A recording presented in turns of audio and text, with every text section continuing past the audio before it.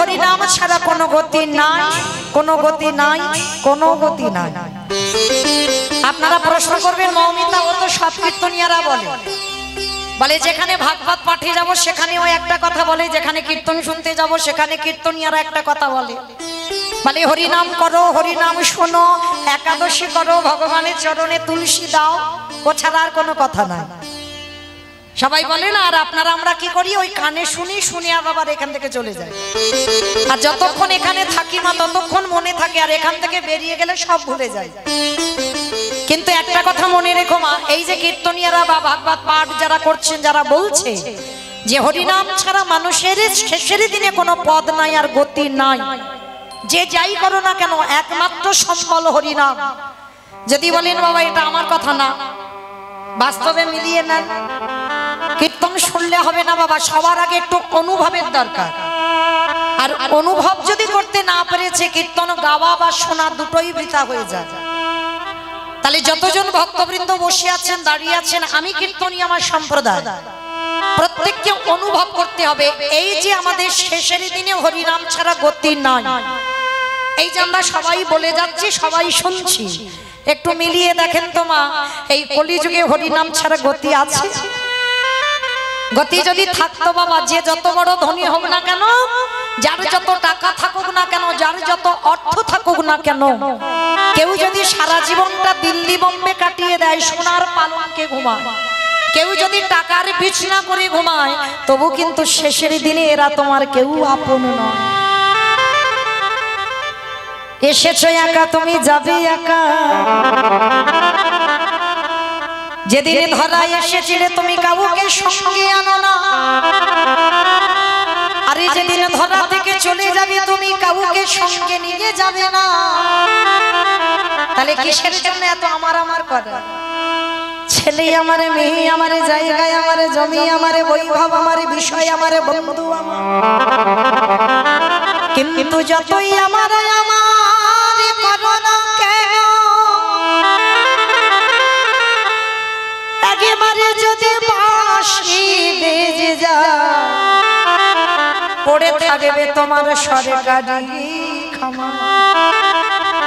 এসেছো একা, তুমি যাবে একা। মায়েরা, শেষের দিনে কেউ যাবে তোমার? যতই বলুক না কেন, আমি তোমায় জীবন দিয়ে ভালোবাসি, আমি তোমার প্রাণ দিয়ে ভালোবাসি, আমি তোমার ছাড়া থাকতে পারি না। যত বলুক না কেন এত এত ভালোবাসি। যেমন এসেছো একা, তেমন যাবে একা।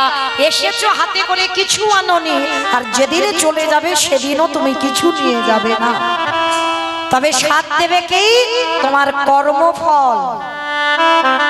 তুমি যেমন কর্ম করবে তোমার তেমন সাজা পেতেই হবে। এই যে আমরা মানুষরা না বাবা ভুল ভাল সিদ্ধান্ত নিই, অনেকে দোষ চাপাই, অমুকের জন্য আমার জীবনটা বরবাদ হয়ে গেল, অমুকের জন্য আমার জীবনে এত কষ্ট, অমুকের জন্য জীবনে আমার এত দুঃখ। সব ভুল, কোনোটাই ঠিক নয়।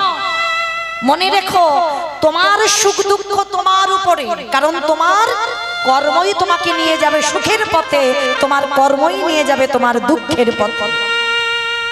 কতদিন তুমি হরিবাসরে বসেছো, কতদিন তুমি ভাগবত আসরে গেছো, কতদিন একাদশী করেছো, কতদিন গোবিন্দ চরণে নয়ন জলে তুলসী দিয়েছো। এই ভালো ভালো কর্মগুলো তোমার সাথ দেবে। তবে মায়েরা, আর একটি গ্যারান্টি আমি দিতে পারি, আর একজন তোমার সাথ দেবে, সে কে জানো? ওই গ্যারান্টিটা আমি দিচ্ছি। আমার এলাকায় নিয়ম আছে বাবা, সে যত বড় লোক হোক আর যত গরিব হোক, যার বাড়িতে আছে তো খুব ভালো, আর যার বাড়িতে নাই, দুটো জিনিস ভাড়া করতে হবে, একটা হলো খোল আর একটা হলো করতা। আর যখন মরা দেহটা কাঁধে নিয়ে যায় কি বলে? বলো হরি হরি, বলো হরি হরি। কি মাইরা বলে তো আপনাদের এই এলাকায়? বলে তো মানুষ মরে গেলে বলো হরি হরি বল। কেন বলবো? এই জায়গাটা একটু ভালো করে অনুভব করে দেখেন বাবা। ঠাকুর বিসর্জন করতে যাচ্ছে, বড় বড় ডিজে বক্স বাজছে, বাজছে না? শুধু বাবা ভ্যানে করে এখন যাচ্ছে না, লরিতে করে বাবা বক্স বেঁধে ডিজে বাজাতে বাজাতে যাচ্ছে। কি মা যাচ্ছে তো? তাহলে যেদিন আমাদের দেহটা বিসর্জন হবে, সেদিন কি একটা ডিজে বক্স বাজাতে বাজাতে গেলে হতো? নিশ্চয়ই হতো, তাহলে হচ্ছে না কেন? এই জায়গায় চৈতন্য মহাপ্রভু শিক্ষা দিলেন, ওরে কলির জ্ঞানন্ধ জীব, পিছনের দিকে তাকিয়ে দেখ, যেমন এসেছিস একা যাচ্ছিস একা, আর 7 দিচ্ছে কে? এই হরি নামে যাবে, কেউ সাথে যাচ্ছে না। আমারে পচা দেখো দেহ যাবে, যেদিন তুমি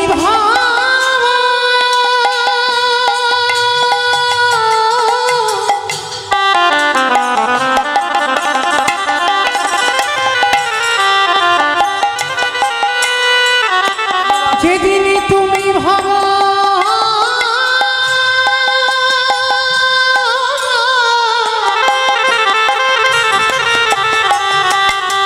যেদিন তুমি ওই ভাব পারে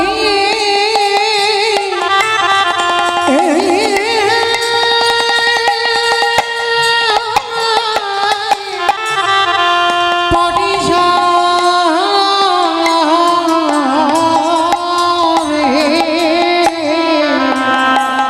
সেই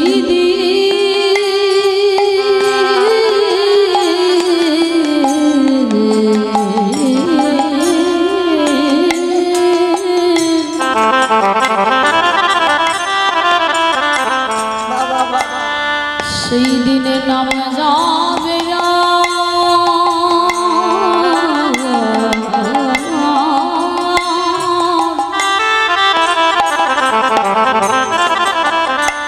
এই পচা দেহ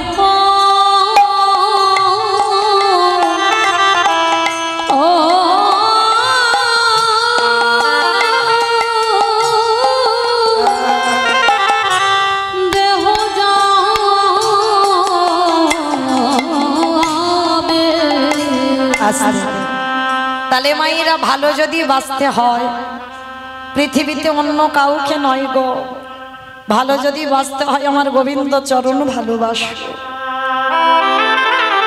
ওই চরণ যদি ভালোবাসতে পারো তবে মা সময় থাকতে থাকতে ভালোবাসতে হবে। শিশুকালে কৃষ্ণ ভজে কৃষ্ণ পাবানাসে, কৃষ্ণ পাবারাসে অগ যৌবন কালে কৃষ্ণ ভজে আসে বানাসে,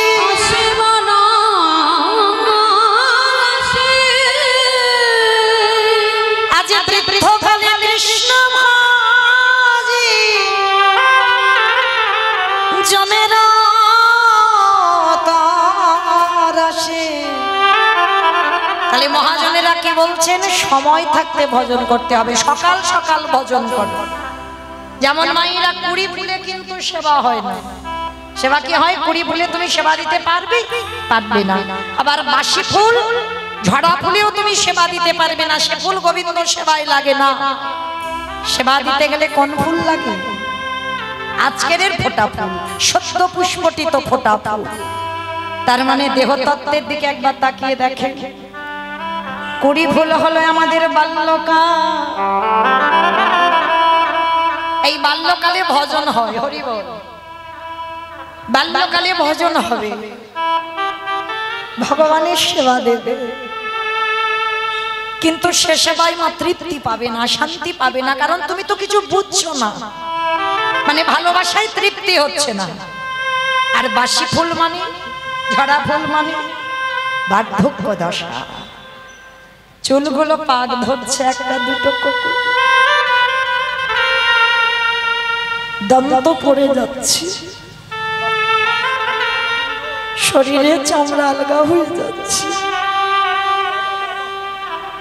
আমরা সারাদিন একবারও কৃষ্ণ ভজন করতে পারি। মহাজনেরা বলছেন ওই বার্ধক্য দশায় সেবা হয় না। কি গো মাইরা, পারবেন? এই যে আমরা হিন্দু ধর্মের আমাদের কত উপবাস, বয়স হয়ে গেলে আমরা পারবো? বহু ভক্তরা বাবা জন্মাষ্টমী উৎসব পালন করি আমরা, কিন্তু এই যে আজকের ব্রত কত পালন করে?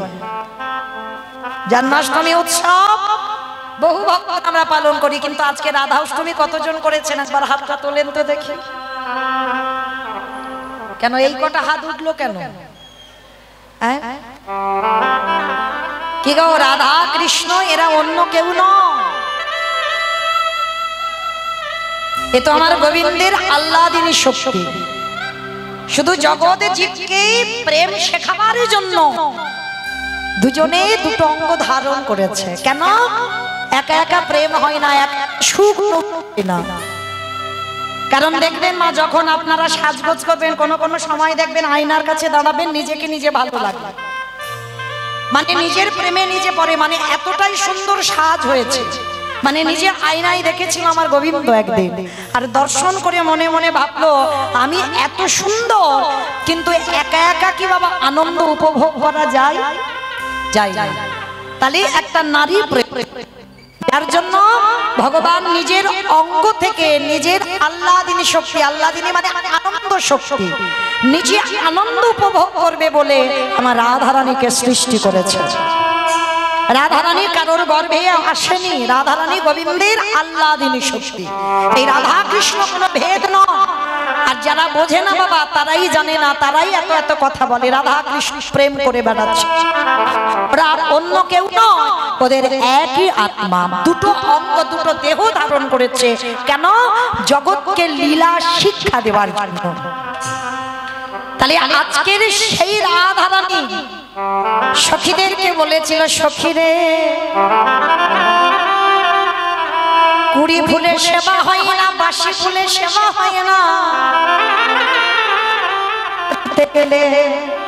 আমাদের ফোঁটা ফুলে লাগে। আর ফোঁটা ফুল মানে আমাদের যৌবন।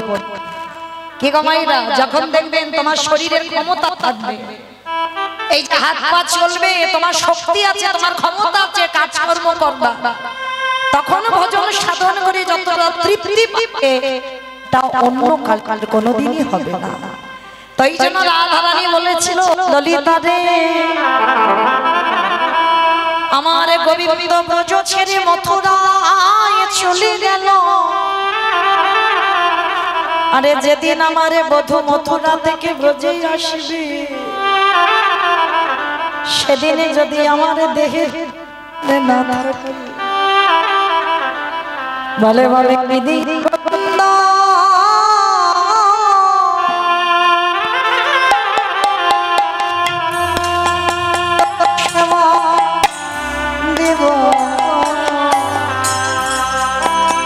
আমার যৌবন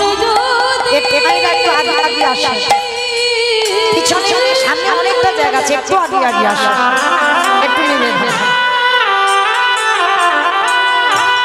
আমার যৌবন যদি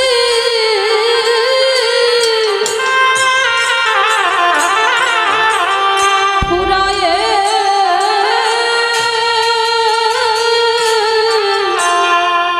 গেল,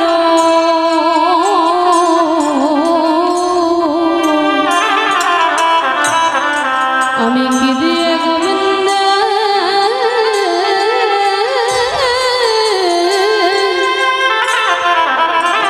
বলে বলে সেবা করিব। ওরে ললিতা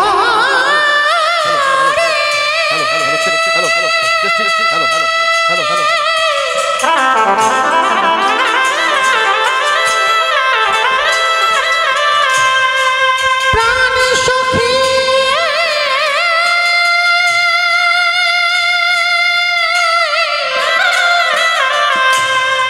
সখী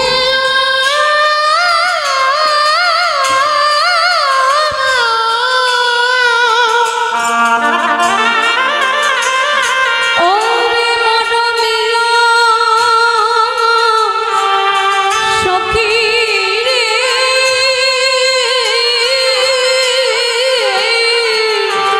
আমারে বধূ যেদিন এই ব্রজে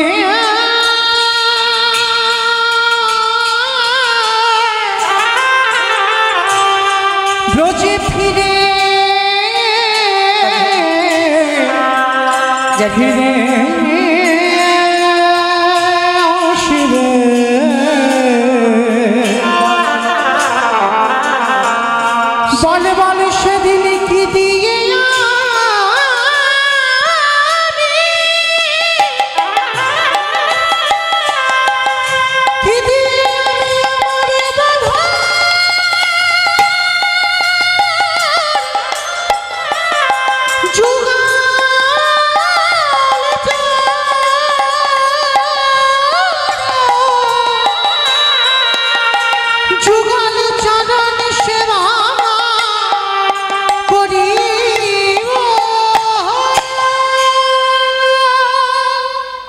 তো চলেন মায়েরা, আজকের ভজন করতে হবে সকাল সকাল। তো যাই হোক, আজকের আমরা পূর্ণ লগ্নে সবাই একত্রিত হয়েছি। সবাই মায়েরা কিছুক্ষণের জন্য চলে যাব শ্রীধাম নদিয়া নবদ্বীপ ধাম। কি মায়েরা সবাই একটু নদিয়ায় যাবেন? তো সবাই যাবেন? তা সবাই যদি যায় তাহলে কীর্তন হবে কাকে নিয়ে? কি গো, কেউ যাব না? সবার দেহগুলো থাকবে এখানে, মনগুলো যাবে সুরধ্বনি গঙ্গার তীর। কেমন? তো চলেন সুরধ্বনি গঙ্গার তীরে গিয়ে দেখবো প্রভু যেদিন আবির্ভূত হয়েছিলেন সেদিনটা সময়টা কেমন ছিল জানো? আজ নদী গা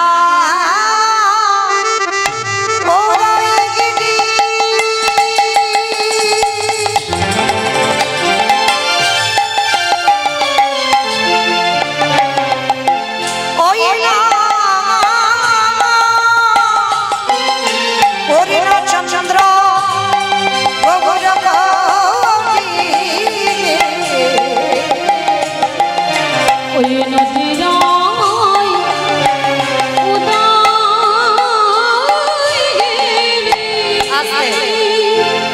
আমাইরা কীর্তন শুনতে গেলে ভগবানের জন্য একটু কাজকর্ম করতে হয়। আপনারা জানেন তো কাজকর্মগুলো কি কি? হ্যাঁ, বসে বসে ঘুমোতে হয়। সন্ধ্যাবেলাকে ঘুমায়? ঘুমাতে নেই। কীর্তন শুনতে গেলে তিনটে বস্তু দরকার: শঙ্খধ্বনি, উলুধ্বনি, আর যাদের যাদের হাতগুলো এসেছে। যাদের আসেনি বলবো না, যাদের হাত আছে। কি মায়েরা সবার হাত আছে তো? কই একবার দেখান তো দেখি। নিতাই গৌর প্রেমানন্দে। বাহ! তা যাদের যাদের হাত আছে একটু উলুধ্বনি বা সন্ধ্যাবেলা। আজ নদী গা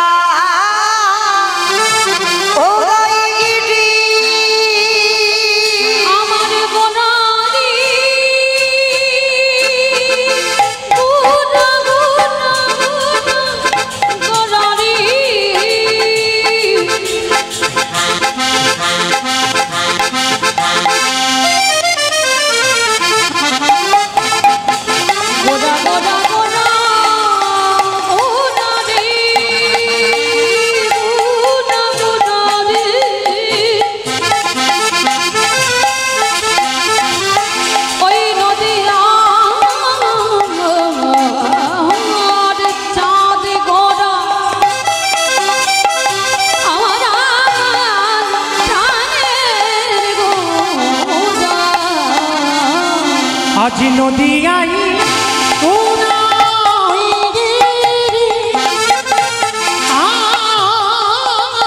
পূর্ণ চন্দ্র গগরে হরি কৃপা করি হইল আদি কৃপা করি হইল কৃপা করে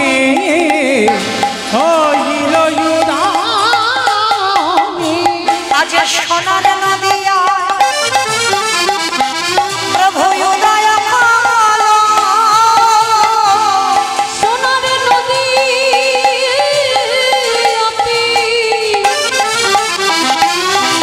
গৌরোদয় হলো।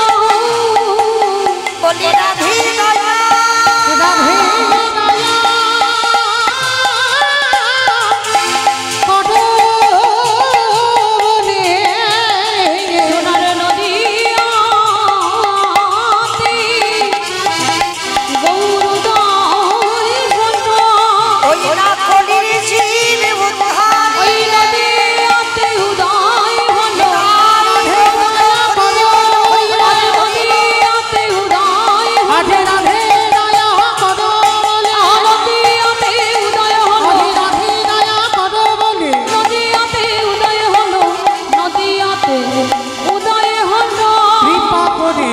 হইল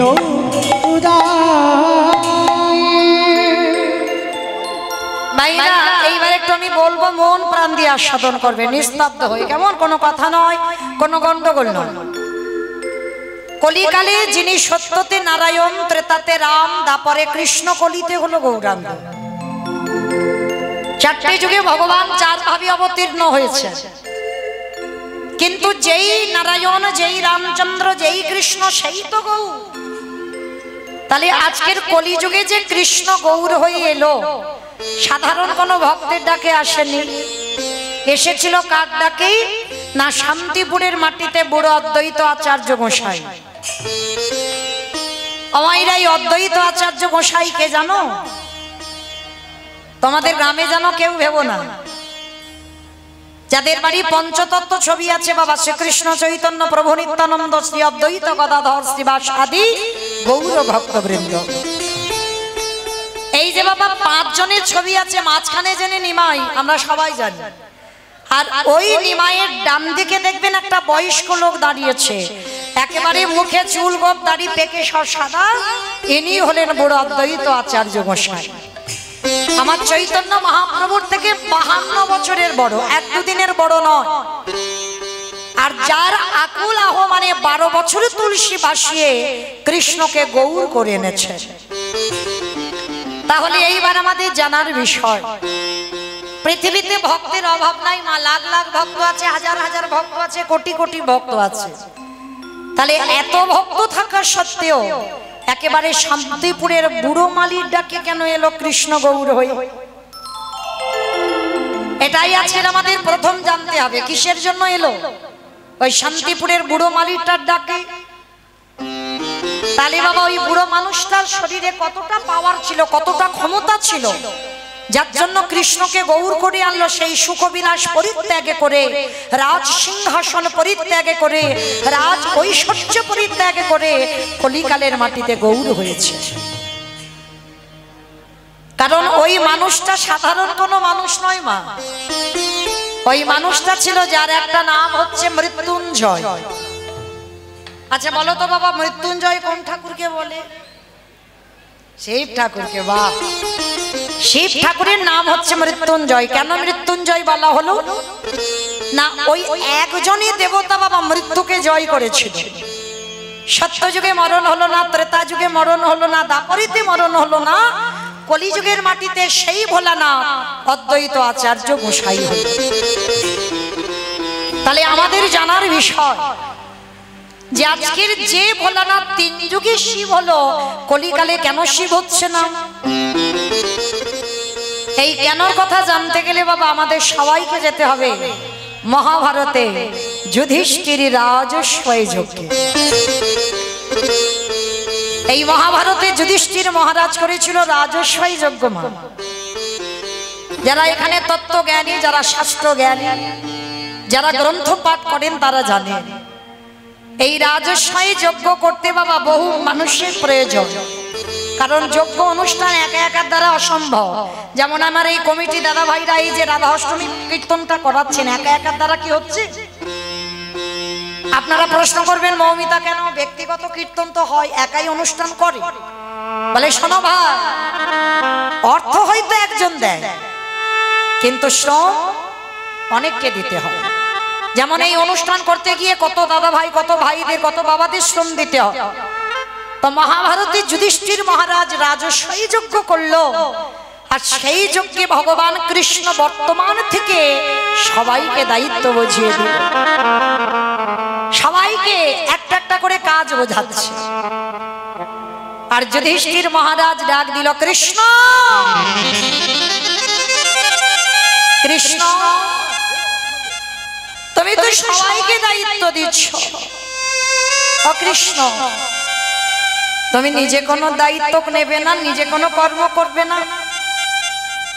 ভগবান আমার একটু মুচকি হেসেছে,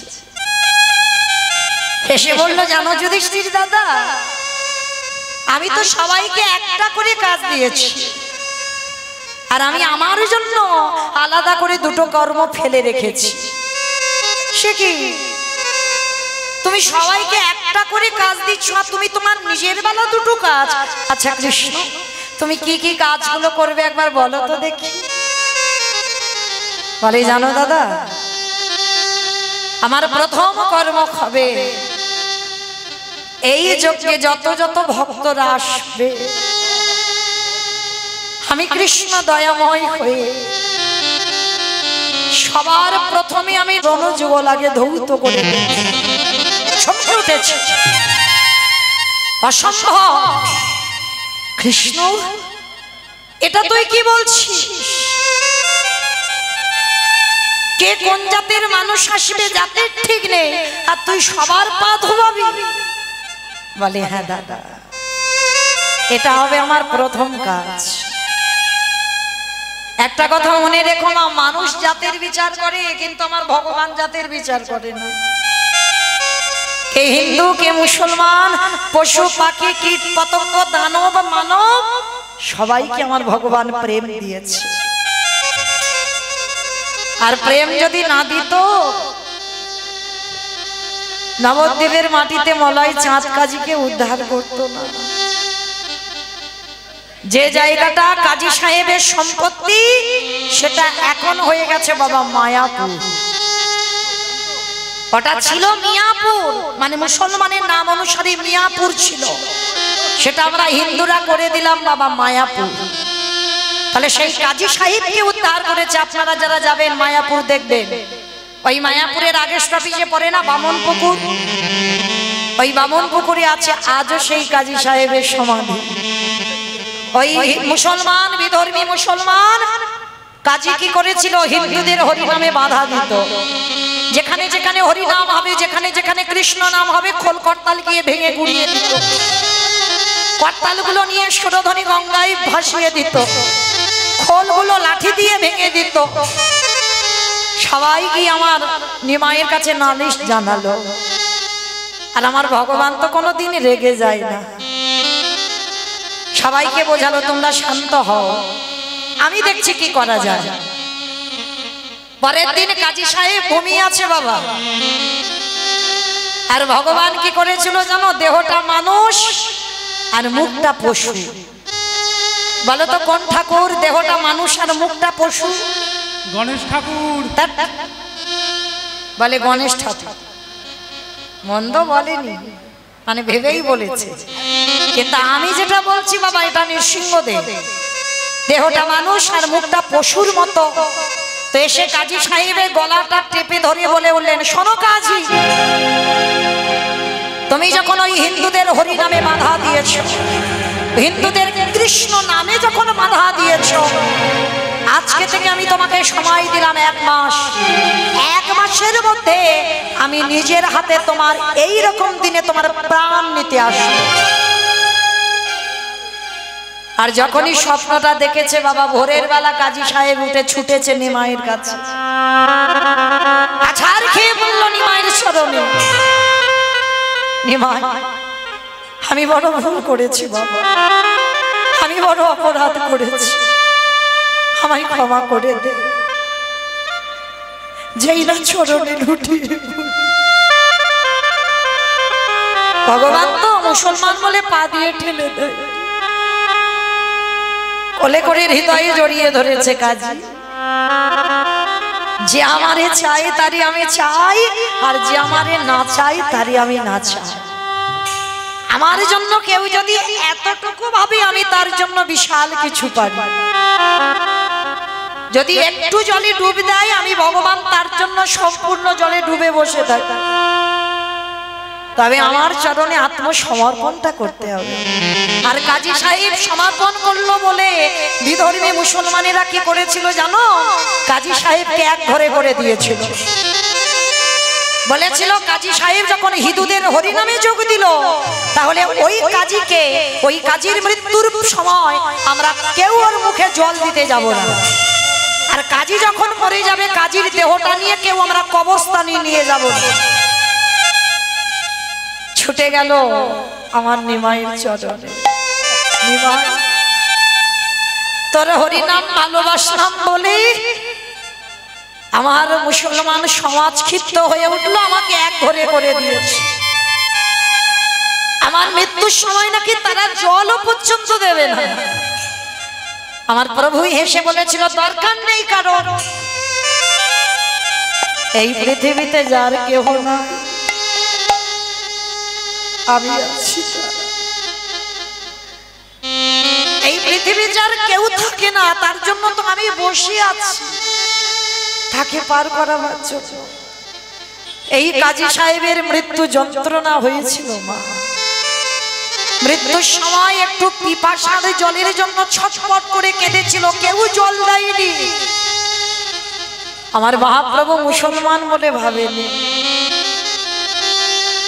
নিজের হাতে নিজের খাবারের গ্লাসে জল এনে কাজী সাহেবকে খাইয়েছে।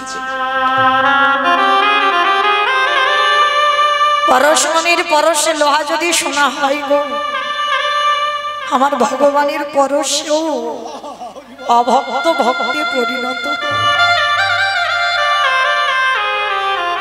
যেই না আমার কাজী সাহেবের মৃত্যু হলো, কেউ তো ছুতেও এলো না।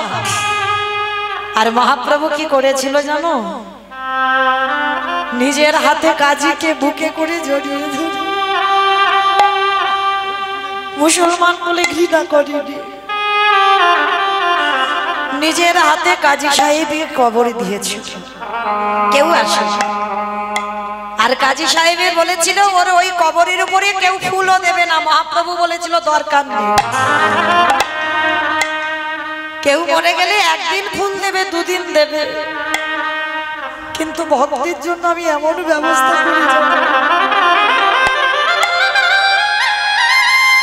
সারা জীবন যেন তার ফুলের অভাব না হয়।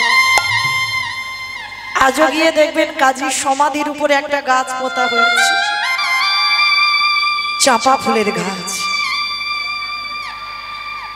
একবার যদি যান গিয়ে ওই চাপা ফুল গাছটাকে পরশ করে, ওটা আমার মহাপ্রভুর নিজের হাতে লাগানো গাছ।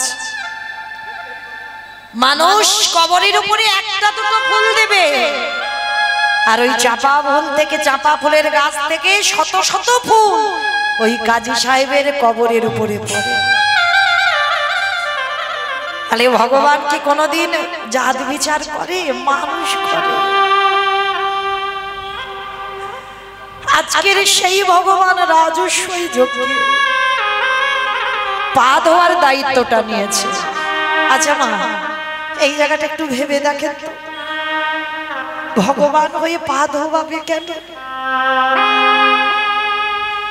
যার কোনো কিছু অভাব নেই, যে মনে করলে একটা সেকেন্ডে পৃথিবীটাকে লয় প্রলয় করে দিতে পারে,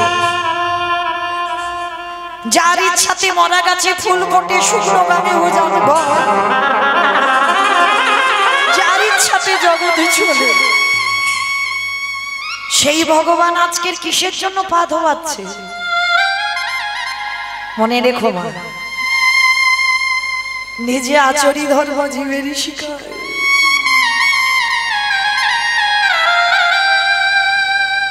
নিজে না করলে ধর্ম জীবকে শিখানো যায়।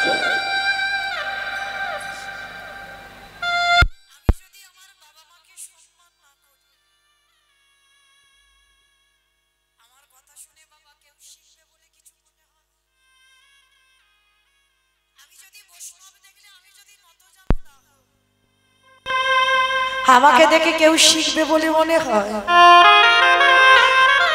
আমি যদি সাধুগুরু বৈষ্ণব চরণে নত হই, তবেই আমাকে দেখে শিখবে। আমি কৃষ্ণ বলে কাঁদলে তবে জগতের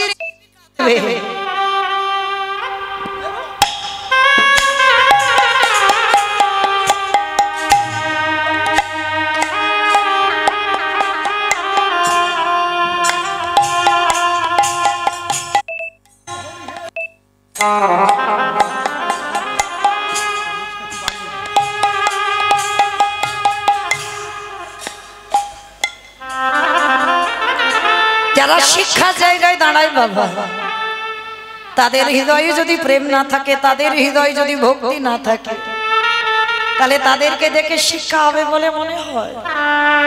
তাকে আগে নিজের আচরণ ঠিক করতে হবে। তাই তো আমার ব্রজেন্দ্র নন্দন কৃষ্ণ, বিশ্বের স্রষ্টা মালিক ভগবান, রাজস্বী যজ্ঞের দরজায় দাঁড়িয়েছে। যারা যারা আসছে ছোট বড় বিচার করছে না, সবার পা ধোয়াচ্ছে। কেন? আপনাদের আমাদের শিক্ষা দিলে।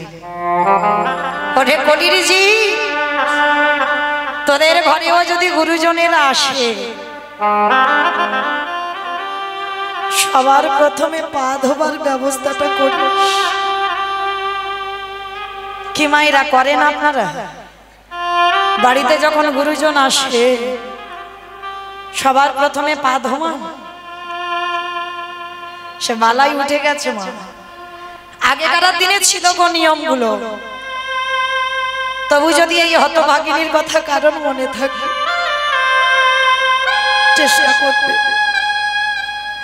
বাড়িতে যদি সাধুগুরু বৈষ্ণব আসে, বাড়িতে যদি বছর অন্তর গুরুদেব আসে, সবার আগে আমাদের মনুষ্য জীবনে কর্তব্য নিজের হাতে তাদের চরণ যুগল আগে ধৌত করে দেওয়া। আর সাধুগুরু বৈষ্ণব যদি নাও পান, যে যার ঘরের বাবা মা তো আছে, যে যার ঘরের শ্বশুর শাশুড়ি তো আছে, চরণ ধরে বলে যাই মা, আমি রোজ রোজ বলছি না, চেষ্টা করো ওই মূল্যবান দুটো চরণ যদি হারিয়ে যায় না, আর কোনোদিন পাবে না। ওই জন্য যাদের আছে একটু আঁকলে রেখে দিও। এই মূল্যবান চরণ কেন বললাম আমি বলছি না, ভগবান কৃষ্ণ ভাগবতে বলছি। সুদামাকে বলেছিল না, সুদামা সবার আগে বড় গুরু হলো যে যার ঘরের বাবা মা, তারপরে গুরু হলো শিক্ষা গুরু, দীক্ষা গুরু, তারপরে গুরু হলাম আমি ভগবান। কই ভগবান তো কোনোদিন বলেনি সবার আগে আমি বড় গুরু। যে বড় হয় সে কোনোদিন বলে না আমি বড়। লোকে যদি তোমায় বড় বলে সম্মান করে তবে, আর বড় যদি হতে চাও সবার আগে ভক্তের চরণ তলে লুটিয়ে যাও। আর এই পৃথিবীতে যারা ভক্ত চরণ তলে লুটাতে পেরেছে সেই তো জগতে বড়। সবার কাছে যে ছোট হতে পেরেছে সেই তো সবার বড়। ও যে ভক্তে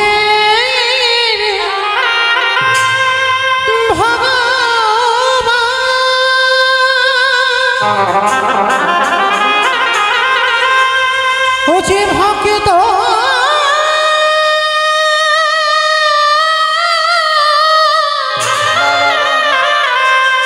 ভক্ত ছাড়া কিছু জানে না,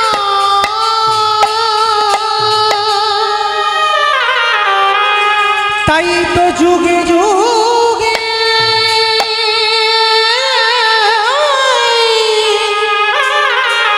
ও যে ভক্তের কাছে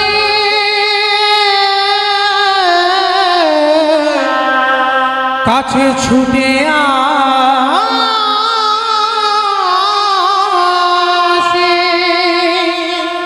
যেই না যুধিষ্ঠির মহারাজ দেখছে কৃষ্ণ ভক্তদের পা ধোয়াচ্ছে, শুধু পা ধোয়ানো না, আর একটা কাজ করেছিল। কি কাজ জানো? যারা যারা যজ্ঞে প্রসাদ পেয়েছিল, কৃষ্ণ দয়াময় আমার নিজের হাতে এঁঠো পাতাগুলো ফেলেছি। শুধু এঁঠো পাতা ফেলেনি বাবা, ভক্তরা যখন ওই প্রসাদ পাচ্ছিল, ওই ভক্তরা প্রসাদ পেয়ে একটু করে তো এঁঠো লেগে আছে, আর কৃষ্ণ আমার একটু করে এঁঠো নিয়ে আজকে সারা গায়ে মাখছে। যুধিষ্ঠির পিছন থেকে দেখে বলল, কৃষ্ণ কৃষ্ণ এটা তুই কি করছিস? এরা কে, কোন জাতের মানুষ এসেছে ঠিক নেই, আর যারা যারা আসছে তুই সবার পা ধোয়াচ্ছিস, মেনে নেওয়া যায়। ওদের এঁঠোগুলো পরিষ্কার করছিস, মেনে নেওয়া যায়। ওই এঁঠোগুলো তুই গায়ে মাখছিস কেন কৃষ্ণ? যেই না বলেছে এঁঠোগুলো গায়ে মাখছিস কেন, ভগবান কেঁদে বললেন, দাদা গো,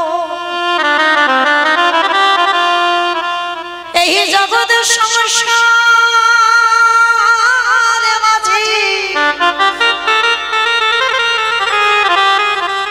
জগতে কেউ যদি পাপ করে সেই পাপের বিচার আমি করি, কিন্তু আমি যে হলাম মহাপাপী। আমার মতো পাপী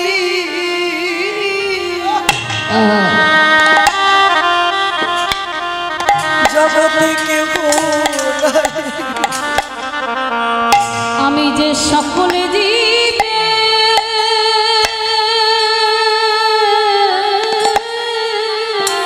নিতাই গৌর হরি বল হরি বল হরি বল। আমি যে সকলে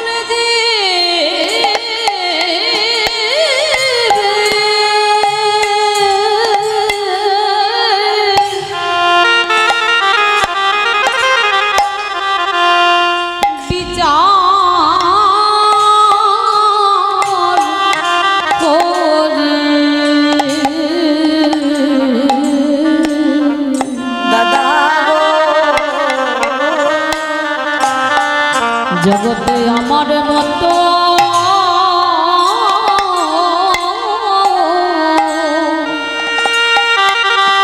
নানা পাপী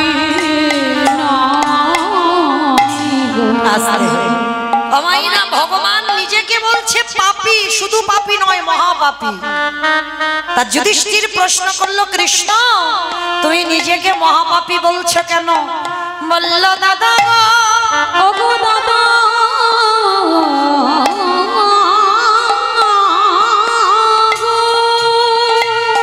এই জগতের সংসার মাঝে, এই জগতের সংসার মাঝে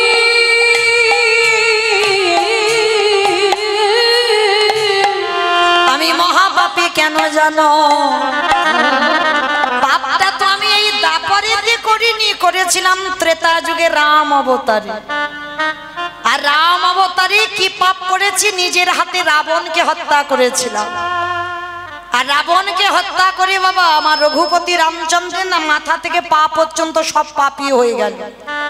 আর সেই পাপ কবে ধুলো না যুধিষ্ঠির রাজস্বয় যজ্ঞে। কি মাইরা তাহলে রাবণকে মেরে রামচন্দ্রের পাপ হলো, সেই পাপটা কৃষ্ণ অবতারে ধৌত করলো। আর যার জন্য যুধিষ্ঠির যজ্ঞে যত যত ভক্তরা দাঁড়িয়ে আছে বাবা প্রত্যেকে নিজের হাতে চরণ ধোয়াচ্ছে, নিজের হাতে এঁঠো পরিষ্কার করছে, নিজের হাতে ভক্তদের এঁঠো মারছে। আজকে লক্ষ্য করে দেখেন সবাই দাঁড়িয়ে আছে, কৃষ্ণ পা ধোবার ব্যবস্থা করেছেন। অগ্নিদেব, পবনদেব, বরুণদেব, ইন্দ্র, ইন্দ্রাণী, ব্রহ্মা, সাবিত্রী, শিব, দুর্গা সব পরপর দাঁড়িয়ে আছে। আর প্রত্যেকের পা ধোয়াই কৃষ্ণ যজ্ঞের ভিতরে ঢুকিয়ে নেয়। এমন সময় জগজ্জননী মা দুর্গা বাবা ভোলানাথকে ডাকছে, প্রাণনাথ, ও প্রাণনাথ, এদিকে এসো, এদিকে এসো। এবার তো কৃষ্ণ আমাদের পা ধোয়াবে, চলো পা দুটো ধুইয়ে নিয়ে। কথাটা শুনে আমার ভগবান একটু মুচকি হেসে বলছে, ভোলানাথ হেসে বলছে, পার্বতী তোমার কি মাথা খারাপ? কৃষ্ণ পা ধোয়াবি আর আমার পা দুটো বাড়িয়ে দেব? শোনো, তোমার যদি এত ধোয়াবার ইচ্ছে হয় তো তুমি লাইনে দাঁড়াও, কিন্তু আমার পা কৃষ্ণ কোনো মতেই আমায় ধোয়াতে পারবে না। আর এই কথা বলে ভোলানাথ লাইন থেকে বেলাইনে চলে গেছে। আর আড়ালে গিয়ে বাবা কৃষ্ণ তো নিচু হয়ে পা ধোয়াচ্ছে, আর আড়ালে গিয়ে ভোলানাথ কি করেছে জানো? যিনি ত্রিলোকের বড় বৈষ্ণব, কোনো সাজা টাজা নয়, সেই বৈষ্ণব আমার কৃষ্ণের চোখে ধুলো দেবে বলে আড়ালে গিয়ে বাবা দুম করে একটা কুকুর হয়ে। কেন? কুকুর হলো বাবা সব থেকে প্রভু ভক্ত। আর যেই না কুকুর হয়েছে, এক পা দুপা করে পিছন থেকে আসছে, কৃষ্ণের পায়ের ফাঁক দিয়ে গলে চলে যাবে। এইবার এক পা দুপা করে এসে বাবা যেই না দেখেছে কৃষ্ণ তো নিচু হয়ে আছে, আর পায়ের মাঝখানটা ফাঁকা মতো দেখেছে, আর ভোলানাথ কুকুর রূপটা ধারণ করি সবে মাত্র মাথাটাকে, আর যেই না মাথাটা দেবা একেবারে দুটো হাঁটু নিয়ে কৃষ্ণ কুকুরের কানের কাছে চেপে। এইবার দেখ কেমন লাগে। আর যেই না কানের কাছে চেপে দিয়েছে, মা কুকুর আর কিছু করতে পারবে? শুধু ঘ্যাও ঘ্যাও করছে, ছটফট করছে, আর বারবার বলছে কৃষ্ণ ছেড়ে দে, কৃষ্ণ ছেড়ে দে, কৃষ্ণ ছেড়ে। বলে ছাড়বো বলে ধরি না। হে বৈষ্ণব গোসাই, হে বৈষ্ণব গোসাই,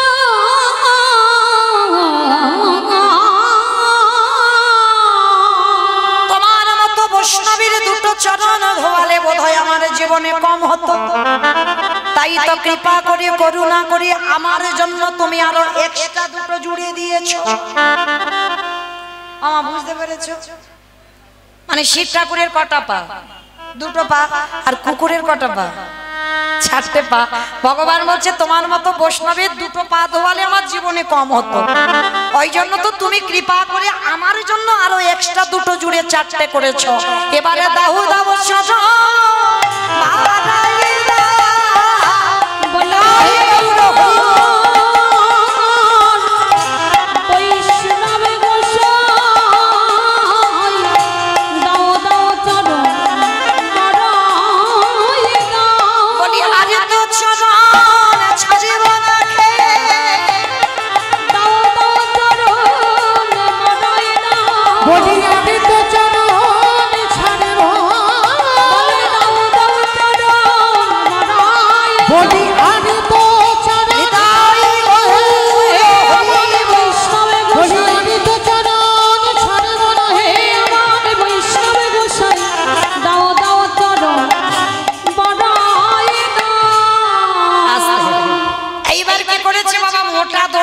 কুকুরটাকে আষ্টে পিষ্টে বেঁধেছে।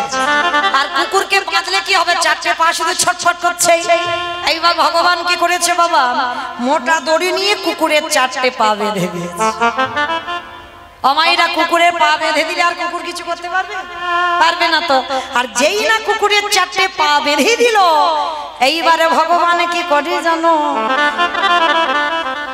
সবার পা ধোয়াচ্ছে বাবা ঘটিতে করে জল দিয়ে। আর এই কুকুরের বেলা কি করেছে জানো? ভগবান পর্যন্ত বৈষ্ণবকে কোন জায়গা দিয়েছে দেখো। আর আমাদের মতো পাপিষ্ঠরা বৈষ্ণবদের পিছনে খুদ ধরে ধরে বেড়ায়, তাই না?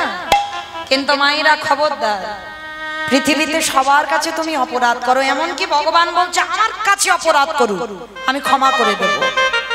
কিন্তু পৃথিবীতে যদি কেউ বৈষ্ণব চরণে অপরাধ করে, সেই পাপীকে ওই চপল গোপালের মতো দুর্দশা। যে সংসারের জন্য হাড় খাটুনি খাটলো, ওই বৈষ্ণব অপরাধে কি হলো? কুষ্ঠ ব্যাধি হলো। আর সেই কুষ্ঠ ব্যাধি হতে নিস্তারিণী স্ত্রী লাথি মেরে ঘর থেকে বের করল। তাহলে মা, এই পৃথিবীতে যেন কেউ এই রকম না হয়, কেউ যেন বৈষ্ণব চরণে অপরাধ করো না। আর আজকে ভগবান পর্যন্ত সেই বৈষ্ণবকে কোন জায়গা দিয়েছে দেখো। খালে বিলি নদী নালারে জলে না, কৃষ্ণ দয়াময় নম। তাহলে খাল বিল নদীর জল নয়, তাহলে কোন জল দিচ্ছে গো? কৃষ্ণ আমার ওই কুকুরের চরণ 4টে বুকে ধরেছে। ধরে কি করে জানো?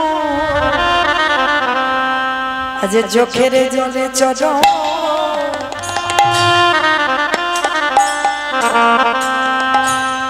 চরণ ধোয়া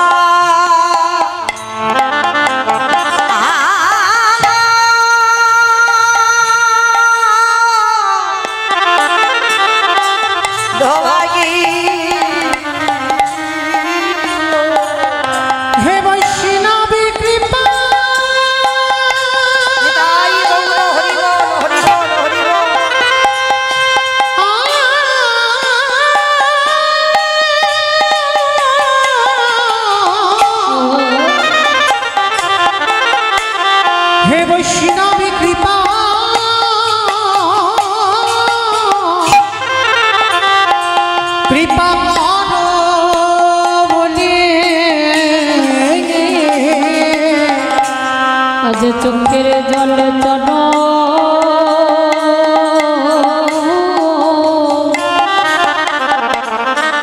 চরণ ধোয়া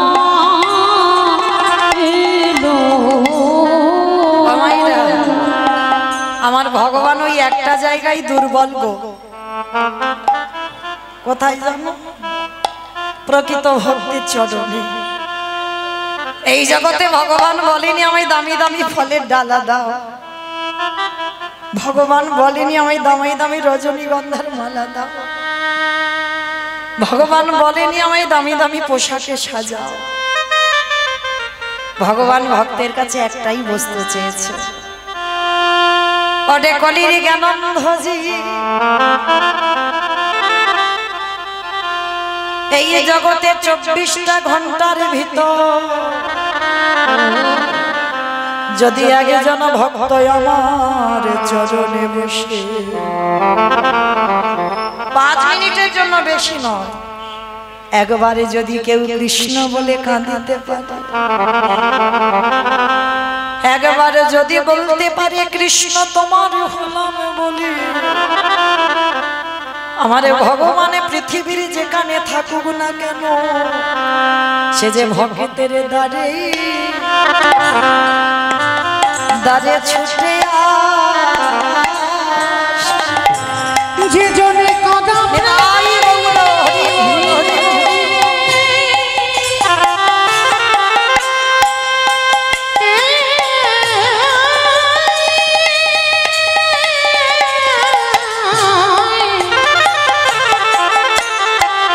যে জনে কাদা প্রাণে একেবারে ডাকিতে পারে যে তার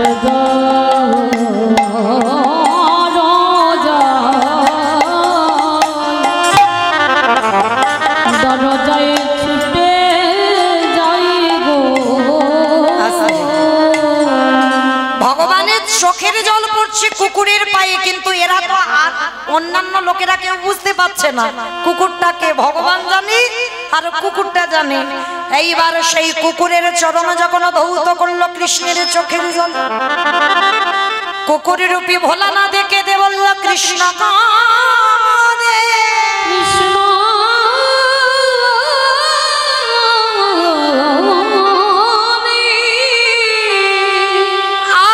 কলিকালে আমি আর শিব হব না আমাইরা আমার প্রশ্নটা যেটা ছিল সেখানে আবার চলে এলাম প্রশ্নটা কি ছিল সত্যতে শিব ত্রেতাতে শিব দাপরে শিব কিন্তু কলিতে শিব নয় যিনি আমরা ঘটা করে শিব চতুর্দশী করে বাবার মাথায় জল ঢাললাম শ্রাবণ মাসে একটা মাস জল ঢাললাম প্রত্যেক সোমবারে 5টা সোমবার হলো জল দিলাম কিন্তু মনে রেখো বাবা কলিযুগে নয় বাবা এসেছি অদ্বৈত আচার্য গোসাই হয়ে কেন এই কেন এটাই হলো তার কারণ এই রাজস্বাই যজ্ঞে ভগবানের চোখের জল কুকুরের পায়ে পড়ল আর কুকুর রূপে ভোলা না দেখে দে বলল কৃষ্ণ আহাগত কলিকালে আমি আর শিব নয় আমি হব অদ্বৈত আচার্য গোসাই অদ্বৈত আচার্য গোসাই আরে তুই আমার কৃষ্ণ নয় তুই হবি নদিয়ার নিমাই চাঁদ আসাম তুই যেদিন নিমাই চাঁদ হয়ে আসবি আমি শান্তিপুর থেকে যেদিন কলিযুগে যাব ওই নবদ্বীপে তোর সঙ্গে দেখা করতে তোর থেকে 52 বছরের বড় হয়ে 12 বছর তুলসী ভাসিয়ে তোকে আহ্বান করব আর করে কি করব জানিস আজ যেমন তোর চোখের জলে রাজস্বাই যজ্ঞে আমার চরণ ধোয়ালি আর আমি সেই দিন যেদিন তোর সঙ্গে আমার দেখা হবে ওরে এমনি করে চাচা ধোয়াগিব যেদিন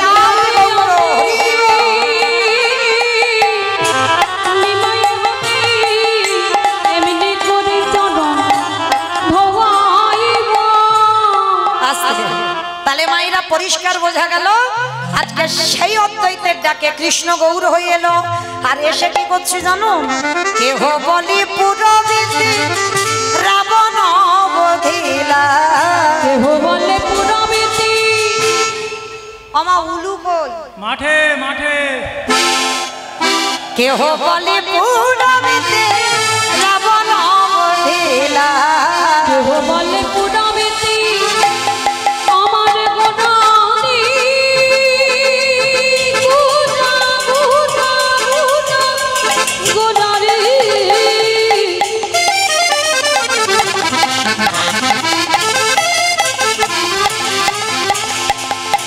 গোনা গোনা গোনা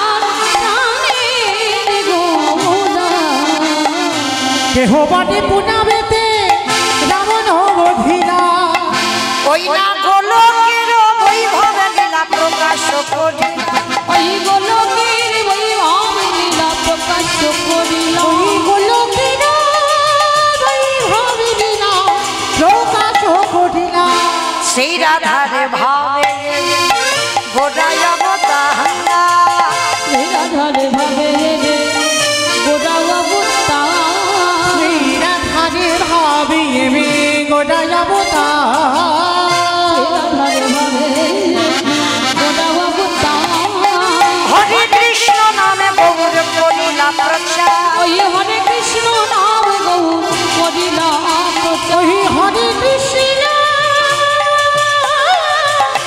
নাম গৌরে করিলা প্রচার আজ এইবার লীলা প্রকাশ হলো এইবার লীলা প্রকাশ হলো এইবার লীলা প্রকাশ হলো এইবার লীলা প্রকাশ হলো গোলকের বৈভব লীলা প্রকাশ হলো। ওই গোলকের বৈভব লীলা প্রকাশ করিলা গোলকের বৈভব লীলা প্রকাশ করিলা বাসুদেব ঘোষে কহে করি জোড়হা করি জোড়হা ওগোছে এই গৌর সেই কৃষ্ণ সেই তো জগন্নাথ অবশ্যই তো জগন্নাথ বাসুদেব ঘোষে কহে এইবারে লীলা প্রকাশ হলো বাসুদেব ঘোষে কহে এইবারে লীলা প্রকাশ হলো বাসুদেব এইবারে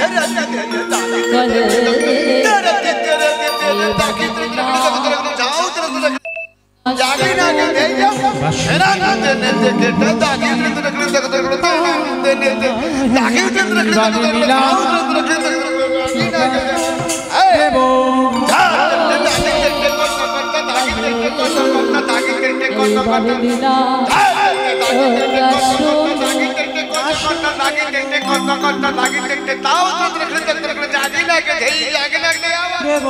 ঘোষে কহে এইবার লীলা প্রকাশ হলো নিতাই আনন্দে হরি বল হরি বল হরি বল প্রকাশ বাসুদেব ঘোষে কহে এইবার লীলা প্রকাশ রে ও বাসুদেব ঘোষে কহে জানি তাই এবার আমরা সবাই চলে যাব মধুময় শ্রীধাম বৃন্দাবন ধাম। তবে মায়েরা তার আগে একটা কথা, সমস্ত ভক্তবৃন্দ চরণে আমার এই রাধা গোবিন্দের মন্দির এখনো পর্যন্ত অসম্পূর্ণ রয়েছে, কিছু কাজ একটু বাকি আছে। তার জন্য আপনাদের মতো ভক্ত চরণে, আমার কমিটি ভাইদের দাদা ভাইদের হয়ে আপনাদের চরণে আমার একটা নিবেদন, কারণ এই যে মন্দির নির্মাণের জন্য কেউ যদি কিছু দান করেন, আপনারা জানবেন জগন্নাথ ধাম পুরী ধামে এখন তো বাবা প্রচুর ভিড়, কিন্তু সবাই তো যাচ্ছে বটে, সব ওই পাল্টি খেতেই যাচ্ছে, তাই না? যদি 4টে দিন বাবা পুরীতে থাকে না, একজন ভক্ত ফিরে এলে জিজ্ঞাসা করে দেখো তো, হ্যাঁ রে 4 দিন জগন্নাথ দেখেছিস তো? সেই আসার দিন একটু শেষে জগন্নাথ মন্দির থেকে ঘুরে আসবে, আর তারপরে বাদ বাকি 4টে দিন কিন্তু বাবা সমুদ্রে পাল্টি খেতে ভুলবে না, ওটা খেতেই হবে। কিন্তু জগন্নাথ একদিন অতি কষ্টে দেখবে, এই তো মানুষের ভাবধারা। তো যাই হোক, এই যে মন্দির প্রতিষ্ঠা করেছিলেন কে? ইন্দ্রদম্ন রাজা। ইন্দ্রদম্ন রাজা প্রতিষ্ঠা করেছিল কেন জানো? পূর্ণ সঞ্চয় করবার জন্য। আর পূর্ণ সঞ্চয় যতদিন না হবে ততদিন ইন্দ্রদম্ন রাজা নিঃসন্তানই থাকবে, কোনো বাবালো সম্পদই পাবে না। তাহলে পৃথিবীতে সবথেকে বেশি পূর্ণ সঞ্চয় যদি হয়, সেটা বাবা মন্দির বা দেবালয় প্রতিষ্ঠা করতে হবে। আর এই মন্দির প্রতিষ্ঠার কর্মে যারা আগে আসে, তাদের শুধু এ জন্মে তারা উদ্ধার হবে না, তাদের 21 কুলও উদ্ধার হয়ে যাবে। যারা নরক যন্ত্রণা পাচ্ছে, যারা উদ্ধার হতে পারছে না, তারাও পর্যন্ত উদ্ধার হয়ে যাবে যদি কেউ আমার এই রাধা মাধবের মন্দির কর্মে কিছু দান করে। তো এত ভক্তমণ্ডলী আছেন, সমস্ত ভক্তিমতী মায়ের দাদা ভাই বাবা ঠাকুর যারা আছেন ভাইরা, সবার চরণে আমার একটা প্রার্থনা, আমি চাই যাতে আমার এই মন্দিরটা সম্পূর্ণ হয়ে যায়। পরের বছর যেন মন্দির কমপ্লিট হয়ে আমার রাধা মাধব সেইখানে প্রতিষ্ঠিত পায়। তো তার জন্য আমার এই দাদা ভাই ভাইরা আপনাদের কাছে ভিক্ষার ঝোলা নিয়ে যাচ্ছে। একটা কথা মনে রেখো মা, এরা যে ভিখারি হয়েছে এরা নিজে পেটে খাবার জন্য নয়, নিজেরা আত্মসাৎ করবে বলে ভিখারি হয়নি। বলেন তো কিসের অভাব? কিছু তো অভাব নাই, তাহলে ভিক্ষা করবে কেন? ভিক্ষা করছে শুধুমাত্র ভগবানের জন্য। তাই আপনাদের কাছে আমার একটা প্রার্থনা, আমার এই ভাইরা দাদা ভাইরা যাচ্ছেন আপনাদের কাছে, যার যেমন সামর্থ্য যার যেমন ক্ষমতা আছে আপনারা একটু বেশি বেশি কিছু দেবেন, যাতে আপনাদের দান নিয়ে যেন এই হরিবাসরটা দীর্ঘস্থায়ী হয় আর আমার মন্দিরে যেন রাধা মাধব প্রতিষ্ঠিত পায়। নিতাই গৌর প্রেমানন্দে হরি বল। আর একটা কথা, যদি কেউ একটু বেশি কিছু পারে, মানে 500,000, যদি 500,000 কেউ দেন আমার কাছে আসবেন, আমি তার নাম অবশ্যই ঘোষণা করব। কেন? মনে রেখো, এই যে ভাইরা ইউটিউব করছে, শুধু এই ইউটিউব কীর্তন শুধু তো আমার এই পশ্চিমবঙ্গে চলছে না, একেবারে বাবা ভারতের বাইরে বাংলাদেশে চলছে, কোচবিহার জলপাইগুড়ি সব জেলায় চলছে। তাহলে যারা এই ক্যামেরা করছে বাবা, এদের সঙ্গে সঙ্গে যারা একটু বেশি কিছু দেবে, মানে 500,000 কেউ যদি মন্দির নির্মাণের জন্য দেন, অন্তত আমার কাছে এসে দেন, অবশ্যই তার নাম আজকের এই রাধা অষ্টমী তিথিতে আমার রাধারানীর চরণে আমি তার নামটা অবশ্যই করে সম্প্রদান করে দেব। অবশ্যই আমার রাধারানী যেন তাকে কৃপা করে। আমি চাইব এতজন ভক্তের মধ্যে কেউ অন্তত আগে আসুক, অন্তত 500,000 টাকা আমার এই মন্দির নির্মাণের জন্য দেবার জন্য। হরি বল। এতজন ভক্ত আছে মাইরা, কেউ নেই একজন যে আমার রাধারানীর কে ভালোবেসে আমার রাধারানীর মন্দিরের জন্য কেউ অন্তত 500 টাকা দেবে? কেউ নেই, একজনও নেই। আমার দাদা ভাইরা দূরে দূরে যারা আছেন, আচ্ছা ঠিক আছে, আমি এখনো আছি 9:30 পর্যন্ত, মানে একটু ভাবতে দিতে হবে তো, দেবো কি দেবো না, বার হবে কি হবে না, এটা একটু ভাবতে হবে। ঠিক আছে, আমি ভাবছি, সময় দিলাম 9:30 পর্যন্ত। 9:30টার ভিতরে যদি কেউ আমার রাধারানীকে ভালোবাসে, দিয়েছে মাতাজি দিয়েছে, কি নাম? বেশ, যাই হোক, পলাশ, যিনি প্রসাদ তৈরি করেছেন অরুণ পাল মহাশয়, তিনি 500 টাকা আমার রাধারানীর মন্দির নির্মাণের জন্য দিয়েছেন আজকে রাধা অষ্টমী তিথিতে। আর এক মা, কি নাম বললো জানো? পলাশ। যাই হোক, পলাশ দিয়েছে 500 টাকা আমার রাধারানীর আজ এই রাধা অষ্টমী তিথিতে রাধারানীকে ভালোবেসে তার মন্দির যাতে প্রতিষ্ঠিত হয় তার জন্য 500 টাকা দিয়েছেন আমার রাধারানী, যেন তাই সেই ভক্তের মনোবাসনা পূর্ণ করে দেন। নিতাই গৌর প্রেমানন্দে হরি বল। মাইরা, আমার রাধারানীর কত কৃপাময়ী দেখো, আমি একটা 500 চেয়েছি, দুটো 500 এসেছে। হরি বল। আর কেউ নেই অন্তত 1000 টাকা দেওয়ার মতো? এইটা হলে আর বলবো না, মা কালীর দিব্যি বলছি, সত্যি বলছি, আর 1000 টাকা এলে আমি একবারও বলবো না। এগো, এদিকে তো অনেক বড় বড় ব্যবসায়ী আছে আমি জানি, তাহলে কারোর পকেট থেকে আমার মন্দিরের জন্য একটু বার হবে না? হ্যাঁ কি গো, এটা তো কাউকে দিচ্ছ না যে সে পেটে খাবে, কারণ মন্দিরের জন্য দিচ্ছ। এটা ভব পারাপারে গিয়ে ওই 500 টাকার বদলে বাবা তোমার 5 লাখ টাকা কোনো না কোনো দিন আমার রাধারানী টাকা। তো যাই হোক, যদি কেউ পারে না, 9:30 পর্যন্ত রইলাম 1000 টাকার জন্য, কেমন? আমি 9:30 পর্যন্ত দাঁড়াবো, কিন্তু কেউ একজন আসবে আমার রাধারানীকে ভালোবেসে 1000 টাকা দেওয়ার জন্য। কারণ আমার এখন তো আমার মায়েদের কাছে টাকা থাকে, কি গো তোমরা কেউ উঠবে না? হ্যাঁ এসো এসো এসো এসো অবশ্যই এক ভাই এক চ্যানেল থেকে আসছে যাই হোক খুব ভালোবাসার এরা বলো নাম আমার কাছে এসো আমি ডাকছি তো এসো যাই হোক এই যত যত ইউটিউব চলছে এদের সঙ্গে খুব আমার ভালোবাসাবাসী খুব হিতাহিত যাই হোক 30টা যাই হোক 30টা ক্যামেরা তো যাই হোক এরাও যায় বহু জায়গায় তো আমিও প্রত্যেকের কাছে একটু চাইবো অন্তত আমার কাছে এসে না দাও আমার কমিটি দাদা ভাইদের কিছু না কিছু অন্তত দিয়ে যেও কারণ তোমরা তো আমাদের কীর্তনগুলো ছেড়ে কিছু না কিছু পাবে কি নাম কি চ্যানেল রাজু মন্ডল এআর কীর্তন যাই হোক এআর কীর্তন থেকে ভাই এসেছে আমার রাধারানীর রাধা অষ্টমী তিথিতে আমার রাধারানীর মনোবাসনা পূর্ণ করবার জন্য 1000 টাকা মন্দির নির্মাণের জন্য দিয়েছেন প্রেম সে বলো নিতাই গৌর প্রেমানন্দে যাই হোক আরো চ্যানেল যেন বড় হয় আমার রাধারানীর যদি কৃপা হয় অবশ্যই হবে তো যাই হোক আরো যারা যারা আছো প্রত্যেক চ্যানেলকে বলছি তোমরা আমার এই দাদা ভাইদের মন্দির নির্মাণের জন্য কিছু অবশ্যই করে দিয়ে যাবেন কেউ কিন্তু খালি হাতে কে চলে যাবে না এখান থেকে প্রত্যেককে হাত জোড়ো করে আমার নিবেদন কারণ আমার এই কীর্তন ছেড়ে বা আরো যেসব কীর্তনীয়ারা আছে প্রত্যেকের কীর্তন ছেড়ে কিছু না কিছু ওরা রোজগার করবে তার জন্য সেই ভালোবাসার জন্য বলছি ওদেরকে কিছু দিয়ে যাবে কেমন নিতাই গৌর প্রেমানন্দে হরি বল মাইরা তাহলে 500 চাইলাম হয়ে গেল 1000 চাইলাম হয়ে গেল আর 1500 হবে না আর বলবো না এইবার আমার মেরে তাড়া করবে যাই হোক যদি কেউ পারে আমার কাছে আসবে কেমন প্রেম সে বলো নিতাই গৌর প্রেমানন্দে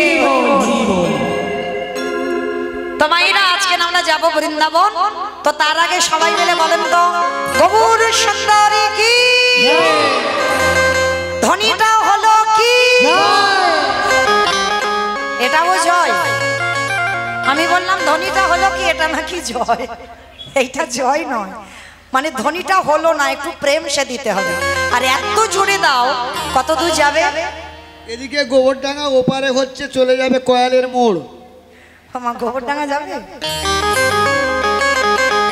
গোবরডাঙ্গা হ্যাঁ খিচুড়ি শুনে যায় না আমার যা বললো তাই শুনলাম আমি তো রাস্তাঘাট চিনে আসিনি ও ড্রাইভিং করে এসেছে ও ভালো জানে খিচুড়ি শুনে গিয়ে পড়েছে তো ওই জন্য তো যাই হোক তোমাইরা তাহলে আজকে চলো আজকে সবাই আমরা যাব বৃন্দাবন আর একটা ভজন গাইতে গাইতে যাওয়া হোক কেমন একটা ভজন হবে তো হবে চলো বেশ এখন বাবা জগন্নাথ ধামে বহু ভক্তরা আমার প্রভুজি বললেন একটু উড়িয়া ভজন শুনবে কেমন চলো আজকে আমরা একটা উড়িয়া ভজন হোক কেমন যেহেতু জগন্নাথ ধামে এখন অনেক ভক্তরা আছে আর এই সময় একটু ভিড় হয় চলো কৃষ্ণ কানাইয়া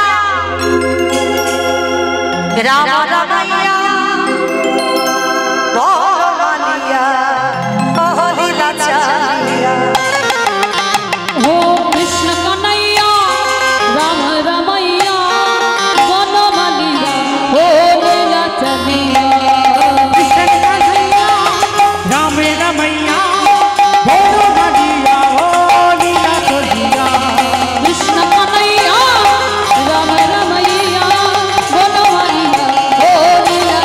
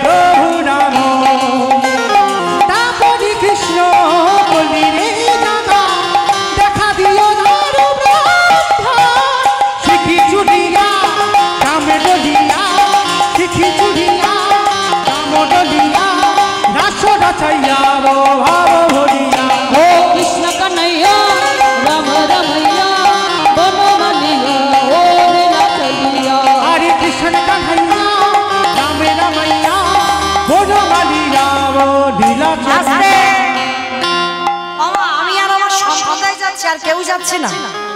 সবাই যাচ্ছি। একবার দেখি কান মুলে বলছি মা কালী দিব্যি বলবো। সবাই হাত দুটো তোলে একবার। যারা বাইরে একটু দূরে আছো সবার চরণ ধরে নিবেদন, যারা চেয়ারে বসেছো সবাই একসঙ্গে দুটো বারে করতালি দিয়ে বলবো, কেমন? আরে কালিয়া রে, আরে কালিয়া, ও আরে কালিয়া রে, আরে কালিয়া, ও আগে কালিয়া রে, আগে কালিয়া, কালিয়া কানু বজাইয়া বিনু, বসিছু কদম্ব মূলরে, রামায়া ধারতি সে সুন্দর, মনে বাজাইয়া বাজিরে, কালিয়া কানু বজাইয়া বিনু, বসিছু কদম্ব মূলরে, রামায়া ধারতি সে সুন্দর, মনে বাজিয়া বাজিরে, আরে কালিয়া, আরে কালিয়া, ও আরে কালিয়া রে, আরে কালিয়া। हरे कृष्ण कन्हैया रामे रमैया बोलो मधिया वो नीला कलिया ও কৃষ্ণ কানাইয়া রাম রামাইয়া বনো মালিয়া ও নীলাঞ্জলিয়া। প্রেম সে বলো জয় জগন্নাথ ধাম কি, জয় বলো দেবী কি, জয় সুভদ্রা মাতা কি, জয় নীলাচলবাসী কি। আমায়রা চলো এবার আমরা যাই আজকের বিষয়। তো আজকের আমরা আলোচনা করব ষড় গোস্বামীর কথা অনেকে শুনেছি। শিরব সনাতন ভট্ট রঘুনাথ,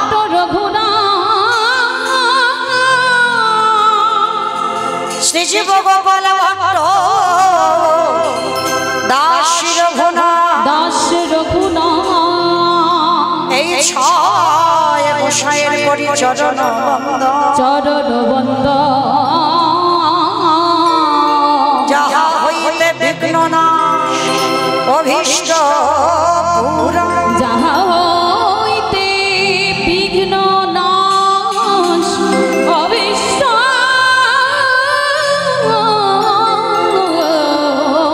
পুরা। এই যে ষড় গোস্বামী, ষড় গোস্বামীর মধ্যে একটা গোস্বামী যার নাম হচ্ছে রঘুনাথ দাস গোস্বামী। আজকের আমরা এই রঘুনাথ দাস গোস্বামীর বৈরাগ্য, এই রঘুনাথের বৈরাগ্য আমরা আজকের আস্বাদন করব। আমায়রা ভজন কি করে করতে হয়, ভগবানকে কি করে ভালোবাসতে হয়, সংসারে থেকেও বৈরাগ্য পালন করা যায়। আর মনে রেখো মা, যতদিন না তোমার হৃদয়ে বৈরাগ্য ভাব আসছে ততদিন তুমি গৌর গোবিন্দ কৃপা পাবে না। এই বৈরাগ্য মানে কি মা, আসতে কথা নয়, এবার একটু আমি বলি, একটু শুনবেন।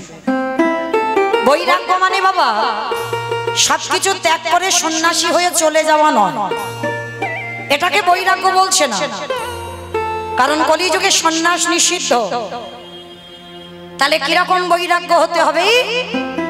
বিষয়ে অনাসক্তি, মানে বিষয়ের প্রতি অনাসক্তি, মানে আসক্তি থাকবে না। কোন বিষয়? এই জায়গা জমি টাকা পয়সা সম্পত্তি, তোমার তিনতলা বাড়ি, এই বিষয়ের কথা বলছে না। এই কীর্তন বিষয়টা না খুব কঠিন বিষয়, সোজাভাবে নিলে হয় না। মনে রাখতে হবে তলিয়ে ভাবার নাম হচ্ছে তত্ত্ব। আর কীর্তন শুনতে যারা বসেছেন, যতক্ষণ না বাবা ভিতরে যাচ্ছেন কীর্তন শুনে সুখ পাবেন। এই যে বলছে বিষয় অনাসক্তি, মানে বিষয়ের প্রতি আসক্তি থাকবে না। আর সচরাচর আমরা সংসারী ভক্তরা কি বুঝবো? বিষয়ের প্রতি অনাসক্তি মানে বিষয়টা কি? টাকা পয়সা ধন সম্পদ, এটাই তো বিষয় বলে। মহাজনেরা বলছে না, ও বিষয়ের কথা বলছে না। তাহলে কোন বিষয়? চোখের বিষয়, জিহ্বার বিষয়, কানের বিষয়, দেহের বিষয়, মনের বিষয়, এই বিষয়ের কথা বলছে। ভক্তি জগতে যারা নামবেন সবার প্রথমে একটা কথা বলি দিমা, তাদের লালসা চলে যায়। লালসা মানে ভজন পথে যারা নেমেছে মা, লালসা চলে যাবে। যে রবিবার এলে সেই মাছ মাংস করে খেতে হবে এটা তাদের থাকে না। যারা ভজন পথে নেমেছেন কোন রকমে বাবা একটু আলু সিদ্ধ অন্ন হলেই হয়ে যাবে। গরিব মানুষ তো একটু অন্নগত প্রাণ, ওটা দিতেই হবে। মানে কোন রকমের দিন চলার মতো একটু আলু সিদ্ধ অন্ন হলে হয়ে যাবে। কোন বিষয়ের প্রতি যে আমি এটা খাবো, ওটা রান্না করব, সেটা রান্না করব, এইটা থাকবে না। হ্যাঁ করবে, তুমি যেন ভগবানের জন্য লালসাটা থাকে। মানে আমি খাবো এই লালসাটা যেন না হয়, ওটা ভগবান পাবে। যেমন আজকে রাধা অষ্টমী তিথিতে অনেক ভক্তরা অনেক অনেক কিছু করে দিয়েছে। কি গো, রাধারানীর বার্থডে কেকটা করেছে তো? করেছে? কতজন করেছে একবার হাতটা তোলো। করেনি? ছেলের করবে, ছেলের। হ্যাঁ ছেলে, ছেলে মেয়ের যদি বার্থডে হতো বড় একটা কেক এনে মোমবাতি জেলে বেলুন টেলুন ফাটিয়ে কত কি ধুমধাম হতো, তাই না? ও তো কথা বলতে পারে না, ও তো কিছু বলে না যে আমার বার্থডে সেলিব্রেশন করো, বলতে পারে? বলে না। কিন্তু ও যে দেখতে পায় যে কোন ভক্ত আমার জন্য কতটা ভাবে। তুমি যদি করতে নাও পারো, অনেক অনেক মায়েরা তো পারে না, কিন্তু তোমার হৃদয়টা কি কেঁদেছে রাধারানীর জন্য? রাধে আমি তো পারি না তোমার কেক বানাতে, আমি কি করে করব বলো? তুমি ওই চোখের জলটুকু দিয়ে যদি এইটা বলে নিবেদন করো, তাতেও আমার রাধারানী গ্রহণ করো। আমার রাধারানী সব থেকে বড় করুণাময়ী, সব থেকে বড় কৃপাময়ী। যারা যারা কৃষ্ণচরণ আশ্রয় করেছ, তোমার মৃত্যুর পর ভগবান চিত্রগুপ্ত বিচিত্রগুপ্তকে ডেকে খাতা দেখে হিসাব করবে ও জগতে কি করেছে।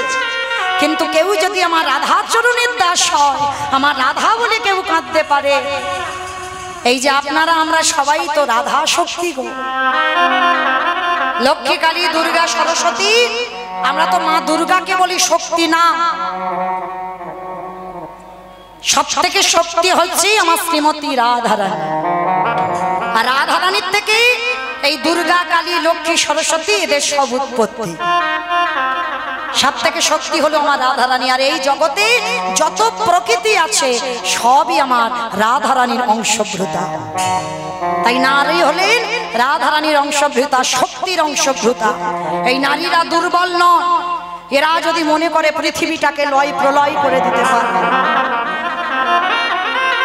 কারণ যেদিন অসুরীদের অত্যাচারে দেবতারা স্বর্গ ছাড়ে, সেদিন দশভুজা দুর্গা যদি 10 হাতে না অসুরী নিধন করত, তাহলে বাবা দেবতারা যেত কোথায়? এই নারী কেউ যদি মনে করে শুধু ভোগের সম্পদ না, এরা ভোগ নয়, নারী সাধনার, নারী আরাধনার, নারী ভজনা। দেখেন সেই বিল্লমঙ্গল একজন পতিতার চরণ ভজন করে পেয়ে গেল না গোবিন্দ চরণ। চণ্ডী ঠাকুর রানী রজকিনীর চরণ ভজন করে পেয়ে গেল গোবিন্দ চরণ। জয়দেব গোস্বামী মা পদ্মাবতীর চরণ সেবা করে পেয়ে গেল রাধা মাধবের চরণ। ভুরি ভুরি প্রমাণ হয়ে গেল। তাহলে নারী ভোগের নয়, নারী সাধনা করতে হয়, নারীর চরণ ধরে আরাধনা করতে হয়, তাহলেই তুমি অচিরে কৃষ্ণ পেয়ে যাবে। কারণ আমরা সবাই, প্রত্যেকে যত প্রকৃতি আছে, আমার রাধারানীর শক্তি আমরা। তো আজকে লক্ষ্য করে দেখেন, এই যেদিন তোমার এই জিহ্বার প্রতি কোনো লালসা থাকবে না, সেদিন জানবে তোমার জিহ্বার বৈরাগ্য হয়ে গেল। কর্ণ আজে বাজে কথা শুনবে না, কোথায় ভাগবত হচ্ছে, কোথায় হরি কথা হচ্ছে, কোথায় পাঠ হচ্ছে, সেই দিকে কান ধাবিত হবে। তাহলেই জানবে তোমার কানের বৈরাগ্য হয়ে গেল। যেদিন চোখ শুধু গোবিন্দ চরণ, সাধুগুরু বৈষ্ণব ছাড়া আর কিছু দেখবে না, ভক্ত চরণ ছাড়া আর কিছু দেখবে না, সেদিন জানবে তোমার চোখের বৈরাগ্য হয়ে গেল। যেদিন তোমাকে কে নারী পরশ করলো না, পুরুষ পরশ করলো, তুমি তোমার মধ্যে কোনো অনুভূতি হবে না, সেদিন জানবে তোমার দেহের বৈরাগ্য হয়ে গেল। আর যেদিন তোমার মন সব চিন্তা থেকে দূরীভূত, সব শুধু একটাই চিন্তা, আমি কি তারে পাবো না।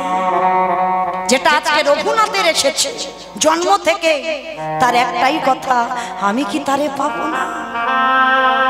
এই যে রঘুনাথ এর এসেছিল বাবা ছোটবেলা থেকে। আর যেদিন এই আজকের দিনটা চিন্তা আজকের করো, কালকের কি খাবো, কালকের কি হবে ওই চিন্তা করবে না। ওই চিন্তা নিলে তোমার জীবনে বৈরাগ্য ভাব আসবে। আজকের চিন্তা তুমি আজকের করবে, তাহলে দেখবে বাবা তোমার মনেরও বৈরাগ্য হয়ে গেল। তাহলে এইভাবে যদি চলতে পারো, তোমার সংসারে থেকে তোমার অনাসক্তি আসবে, আর তাহলেই তোমার অচিরে কৃষ্ণ প্রাপ্তি হয়ে যাবে। তো এই যে রঘুনাথ, এই রঘুনাথের চরিত্র আজকের আমরা শ্রবণ করব। এই রঘুনাথের বাড়ি ছিল হুগলি জেলায় আদি সপ্তগ্রাম। আদি সপ্তগ্রাম। বাবা ছিল গোবর্ধন দাস, আর মা ছিল, মায়ের নামটা পাওয়া যায়নি মা এখনো। আর জ্যাঠামশাই ছিল হিরণ্য দাস। এদের দুই ভাই, এই গোবর্ধন আর হিরণ্য, এদের দুই ভাইয়ের এমনই চরিত্র ছিল, যেমন রামের কথা বললে যেমন লক্ষণের কথা আপনি থেকে এসে যায়, ঠিক সেই রকম গোবর্ধনের কথা বললে হিরণ্যের কথা এসে যায়, আর হিরণ্যের কথা বললে গোবর্ধনের কথা এসে যায়। মানে দুই ভাই, এদের ছুটিটা এমনই ছিল মা, কোনো জায়গা জমি মাপামাপি নয়, মারামারি নয়, লাঠালাঠি নয়, কাটাকাটি নয় আমাদের মতো। মানে যেখানে যা কিছু করতো দুই ভাই।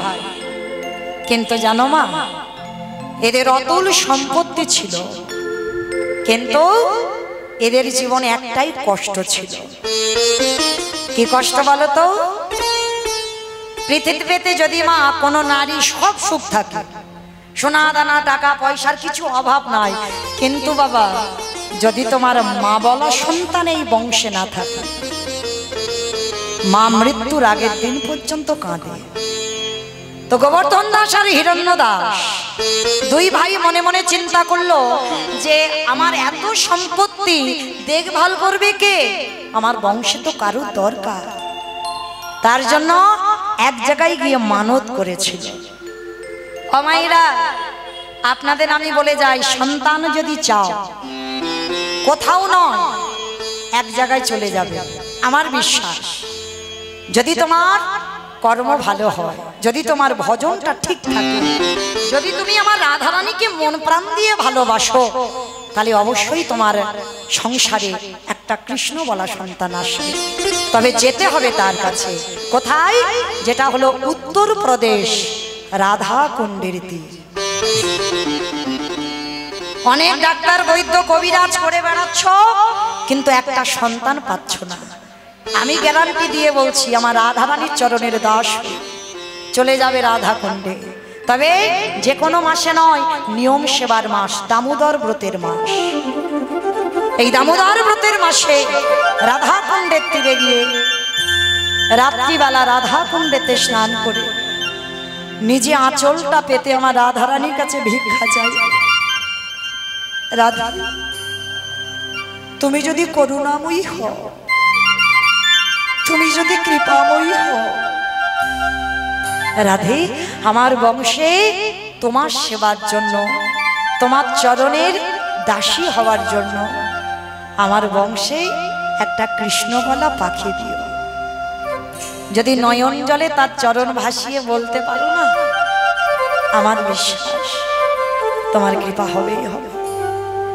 যারা সব তীর্থে যেতে পারো না, একবার রাধা কুণ্ডে স্নান করবে। কারণ আমাদের দ্বারা বাবা একটু অর্থেরও তো দরকার সব তীর্থে স্নান করতে গেলে।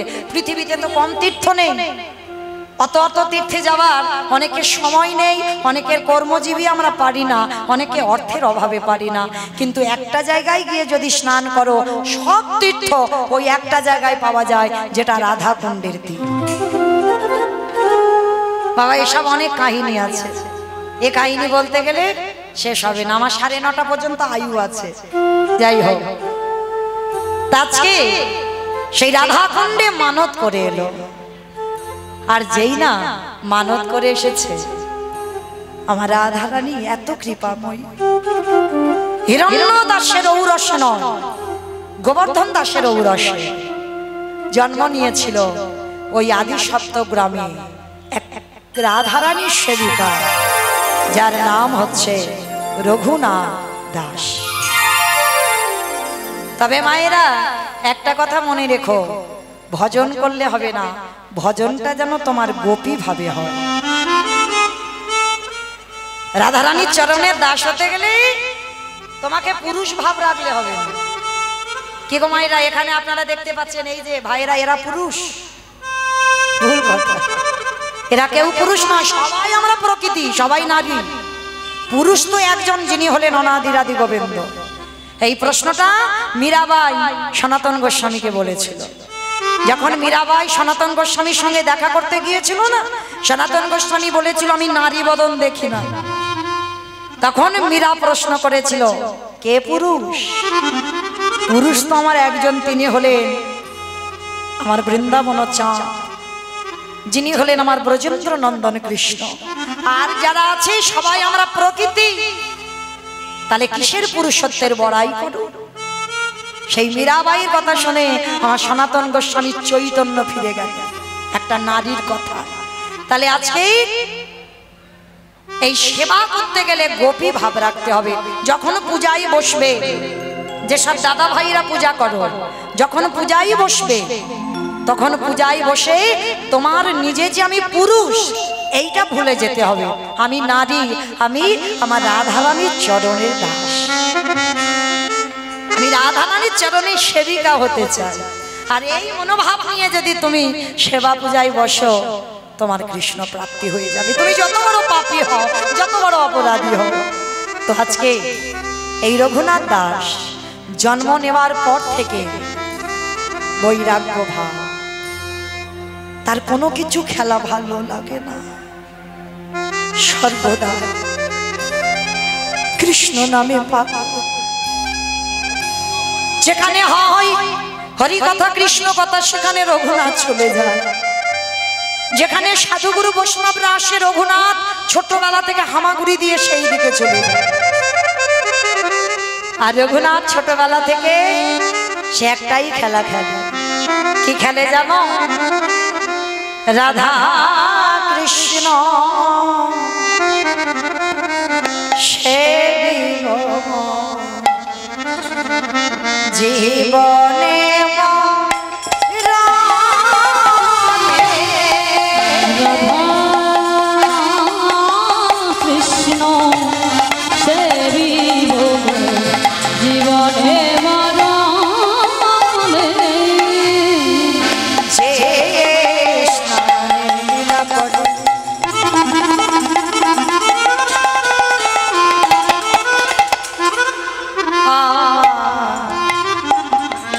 যুগল কিশোর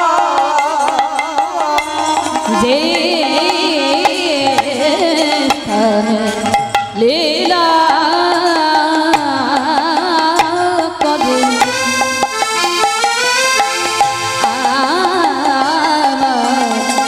যুগল কিশোর আজ সখীর সঙ্গিনী হইয়া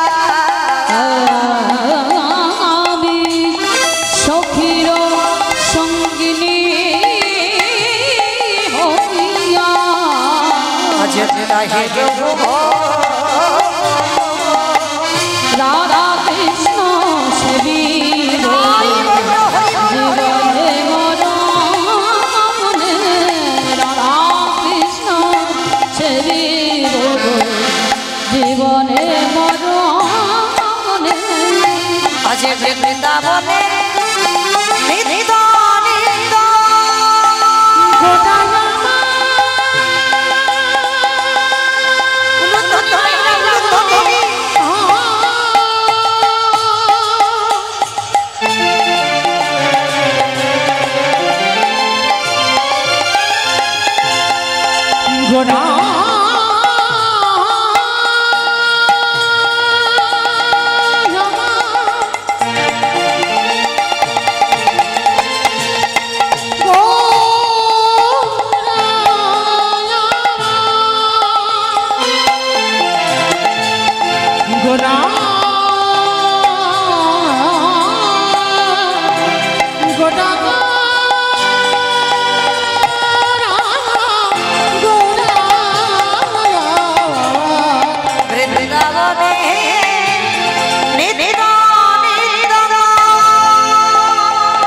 সহজ বলবিনা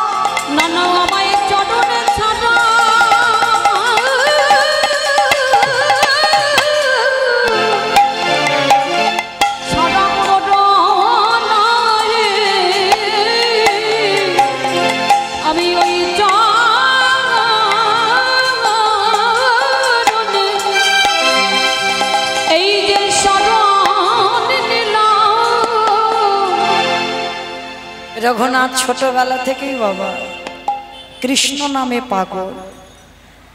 বাবা জ্যাঠা মনে মনে স্থির করলো যে ছেলেটাকে পাঠশালায় ভর্তি করতে হবে। আমাইরা এই জায়গাটা একটু মন দিয়ে শোনেন, হরি বল। ছেলেটাকে পাঠশালায় ভর্তি করতে হবে, ভর্তিও করলো। যার নাম হচ্ছে বলদেব আচার্য। আর বলদেব আচার্যের কাছে যেই না রঘুনাথকে নিয়ে গেছে, বলদেব আচার্য রেগে গেছে, অসম্ভব, বড় লোকের ছেলেরা একটু খামখেয়ালি হয়। কি মাইরা ভুল বললাম? ওদের একটু জেদ বেশি হয়, যখন যেটা চাইবে সেটাই দিতে হবে। কিন্তু গরিবের ঘরের ছেলেদের বাবা এটা হয় না, বড় লোকের ছেলেদের একটু জেদ হয়, কারণ তাদের তো কোনো কিছু অভাব নেই। ছেলে যখন যেটা চায় তখন বায়না পূরণ করে দেয়। আজকের বলদেব আচার্য বলে বলেন, অসম্ভব, তোমার রঘুনাথকে আমি আশ্রয় দিতে পারবো না, কারণ ও খামখেয়ালি ছেলে। গোবর্ধন আর হিরণ্য বলছে, গুরুদেব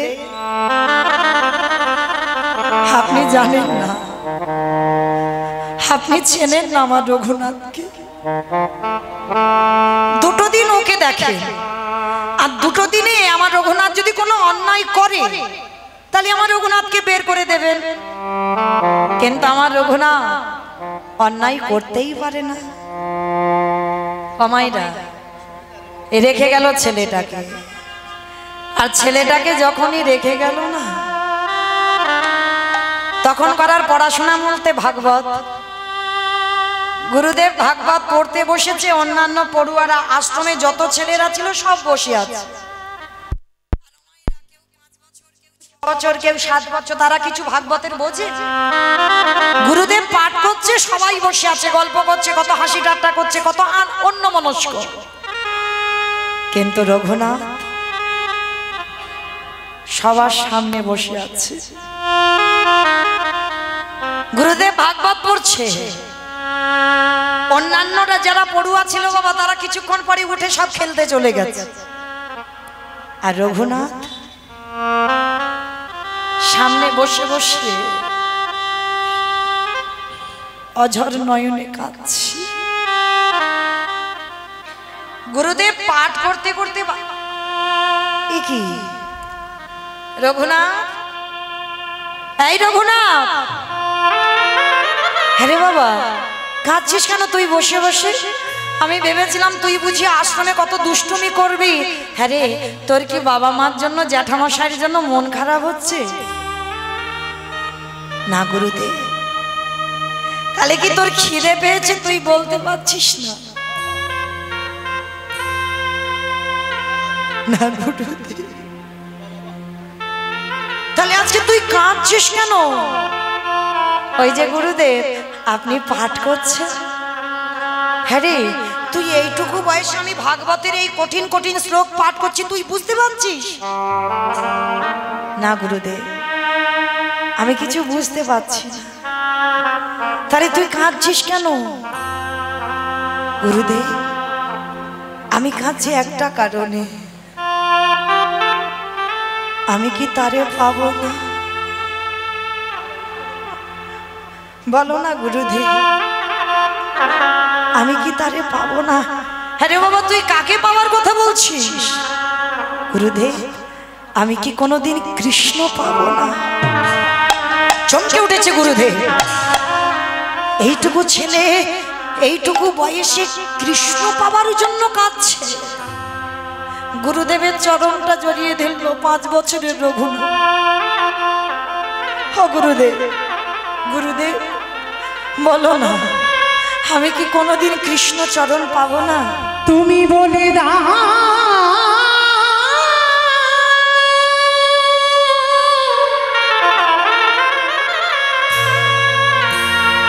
ও গো গুরু, গুরুদেব,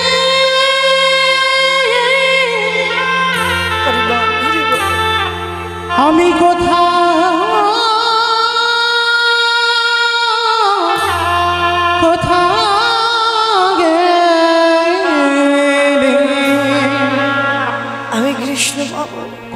গেলে কৃষ্ণ দর্শন পাবো। বলদেব আচার্য রঘুনাথকে বুকে জড়িয়ে ধরল। ভাবি বাবা, তোর এই যে এত অল্প বয়সে এত বৈরাগ্য ভাব, পাবি পাবি তুই কৃষ্ণ চরণ পাবি। আর ঠিক সেই সময় লক্ষ্মীহীরা উদ্ধার করে বেনাপুলের জঙ্গল থেকে নামাচার্য হরিদাস ঠাকুর এসেছিল বলদেব আচার্যের ঘরে। আর রঘুনাথ এমনই একটা ছেলে ছিল জানো মা, সবাই ওই হরিদাস ঠাকুরকে দেখে সবাই পঞ্চাঙ্গ প্রণাম করছে। মানে পঞ্চাঙ্গ প্রণাম মানে কি মা, আমরা নারী জাতি তো, আমাদের ষষ্ঠাঙ্গে দণ্ডবত প্রণাম করা নিষিদ্ধ। আমাদের হাঁটুটা মাটিতে রেখে হাত জোড়ো করে প্রণাম করতে হবে, কিন্তু কোনোদিন মাটিতে যেন কেউ ভুল করে শুয়ে পড়ে প্রণাম করো না, ওইটা পুরুষদের। তো আজকে যেই না বাবা এই রঘুনাথ দাস, সমস্ত ভক্তরা সবাই তো পঞ্চাঙ্গ প্রণাম। আর আমার রঘুনাথ কি করেছে জানো? রঘুনাথ হরিদাস ঠাকুরকে দেখে ষষ্ঠাঙ্গে দণ্ডবত প্রণাম। আর যেই না দণ্ডবত প্রণাম করেছে, হরিদাস ঠাকুর হাত দুটো তুলে বলছে, আরে ওঠ ওঠ ওঠ। আচ্ছা মা, একটা কথা বলো তো, ভক্ত চিনবে কি করে? এই গলায় তুলসীর মালা দেখলে বলবে ভক্ত, দাদার সঙ্গে তিলক সেবা করা দেখলে বলবে ভক্ত না, এগুলো তোমার আভরণ। যেমন যে কোম্পানির চাকরি করতে গেলে সেই কোম্পানির কাপড় জামা ব্যবহার করতে হয়, আর আমরা কৃষ্ণচরণের দাস যদি হই এই পোশাকগুলো আমাদের ব্যবহার করতে হয়। তাহলে ভক্ত চিনবে কি করে? ভক্তের চোখের দিকে তাকাতে হবে।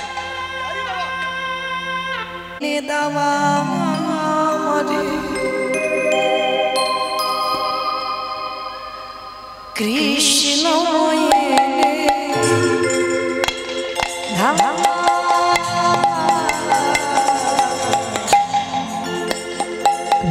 নয়নে দাও আমারি, কৃষ্ণ এনে দাও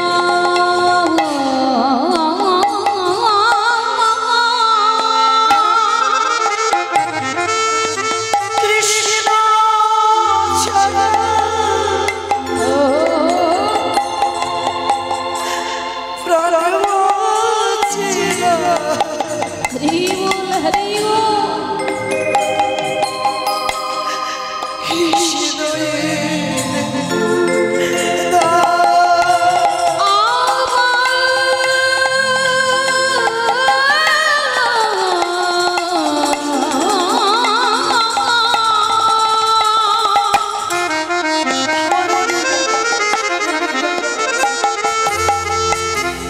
কৃষ্ণ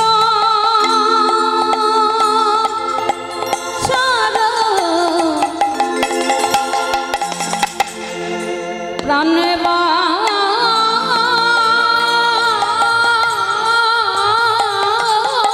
না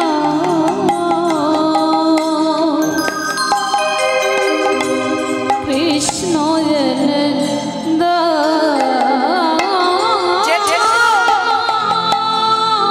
কেউ বোঝে না মনের কথা, বলবো আমি কারে।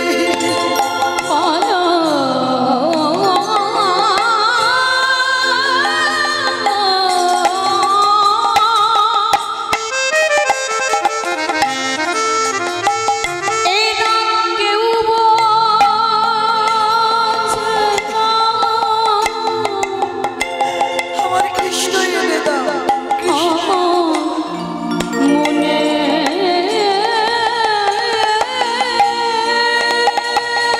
আমি কি তারে পাবো না? আমি কি তারে পাবো না? বলো না চাচি।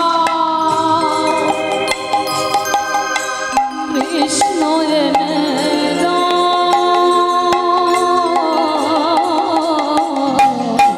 কৃষ্ণ এনে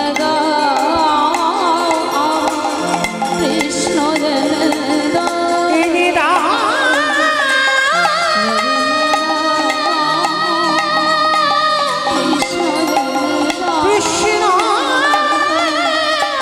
এনে দাও কৃষ্ণ এনে দাও কৃষ্ণ এনে দাও।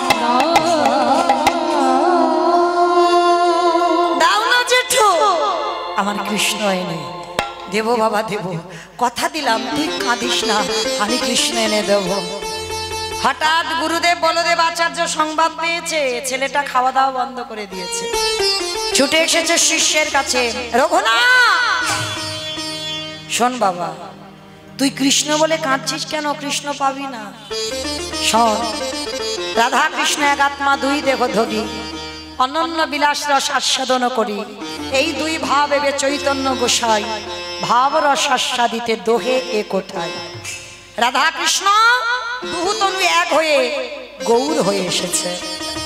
তুই গৌর বলে কাঁদ, আর গৌর বলে কাঁদরে তুই পেয়ে যাবি গোবিন্দ চরণ। গুরুদেব, তাহলে আজকে থেকে আমি গৌর বলে কাঁদবো? চল, আমি তোকে গৌর দেখাবো। নিয়ে ছুটলো ওই নবদ্বীপ ধাম। আর নবদ্বীপ ধামে গিয়ে খবর পেল নিমাই 24 বছর বয়সে সন্ন্যাস নিয়ে চলে গেছে। যখনই সন্ন্যাস নিয়ে চলে গেছে, আর এদিকে বাবা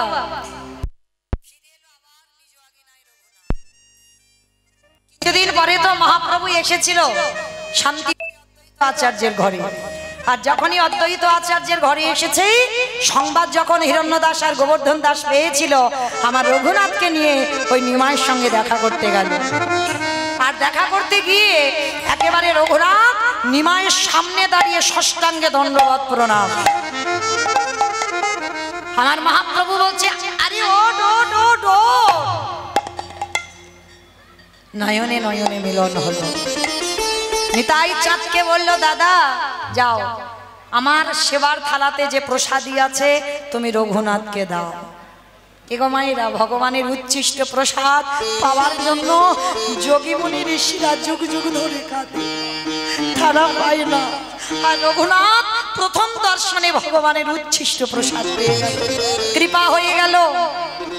বেশ কিছুদিন ওই শান্তিপুরে অদ্বৈত আচার্যের ঘরে আমার মহাপ্রভু চরণ সেবা করলো। এইবার যাবার সময় হয়েছে প্রভু। আমার মহাপ্রভু বলছে, রঘুনাথ এইবার আমি পুরী ধাম যাত্রা করব। আমি জগন্নাথ ধামে রথযাত্রা, আমি ওখানে যাব। প্রভু আমাকে সঙ্গে করে নিয়ে চল। রঘুনাথ, তোমার বাবা আছে, তোমার মা আছে, তোমার জ্যাঠামশাই আছে, তোমার জমিদারি আছে, চাই না, চাই না প্রভু, আমি কাউকে চাই না। এরা আমার কোন বাবা মা? প্রভু, কতবার আমার জন্ম হলো, কতবার আমার বাবা হলো, কতবার আমার মা হলো, এরা তো প্রকৃত বাবা মা নয়, আসল পিতা তো তুমি। আমি জানি প্রভু, ওরা আমার জড় জগতের বাবা মা, আমার দেহ জগতের বাবা মা, কিন্তু আসল বাবা মা তো নয়। আমি যাব। রঘুনাথ, তুমি আমার কথা শোনো। তোমার এখনো সেই বৈরাগ্য এসেছে প্রভু। আমি তো সব ত্যাগ করে দিয়ে এসেছি। শোনো রঘুনাথ, মর্কট বৈরাগ্য ধারণ করবে না। মর্কট বৈরাগ্য মানে ওই যে বিষয় বৈভবে লালসা থেকে বৈরাগ্য, এগুলো হয় না। রঘুনাথ, কৃপা সময় হলে আমি তোমাকে টেনে আনবো। তুমি যতই ছটফট করো না কেন, তুমি আসবে আর চলে যাবে, কিন্তু যতদিন না আমার ইচ্ছা হয় কোনোদিন তোমার ইচ্ছা পূর্ণ হবে না। কি গো মায়েরা, তুমি একটা ইচ্ছা করলে যতদিন না ওইটা আমার ভগবানের ইচ্ছা হয়, সেই ইচ্ছা তোমার পূরণ হবে না। হাজার তুমি ইচ্ছা করতে পারো। যেমন কুম্ভকর্ণ ইচ্ছা করেছিল আমার ইন্দ্রত্ব চাই, তখন ভগবান কায়দা করে আমার সরস্বতী বাগবাণীকে ওই যে কুম্ভকর্ণের কণ্ঠে বসিয়ে বলে দিল, ইন্দ্রত্ব নয়, আমি নিদ্রা চাই। কেন? কারণ ওটা আমার ভগবানের ইচ্ছা ছিল না যে কুম্ভকর্ণ ইন্দ্রত্ব দখল করুক। তাহলে মনে রাখতে হবে, মনুষ্য জীবনে যতদিন আমার ভগবানের ইচ্ছা হয় ততদিন তোমার ইচ্ছা পূর্ণ হবে না, আর যেদিন আমার ভগবানের ইচ্ছা হবে সেদিন তোমার ইচ্ছা পূর্ণ হয়ে যাবে। নিতাই গৌর হরি বল, হরি বল। তো আজকে লক্ষ্য করে দেখেন, রঘুনাথ ফিরে এলো ঘরে, কিন্তু আসবার সময় একটা জায়গায় দাঁড়ালো, যেটা হচ্ছে পানিহাটির মেলা। আর পানিহাটির মেলাতে যেই না দাঁড়িয়েছে, সেখানে সমস্ত ভক্তদের আগমন হয়েছে, সমস্ত ভক্তদের ভিড় জমেছে। আর রঘুনাথ দেখে তো অবাক, এ কি এত ভক্তদের ভিড়, এত ভক্তরা কোথা থেকে এলো? সঙ্গে সঙ্গে রঘুনাথ গিয়ে আমার নিতাই চাঁদের চরণে আশ্রয় নিয়েছে।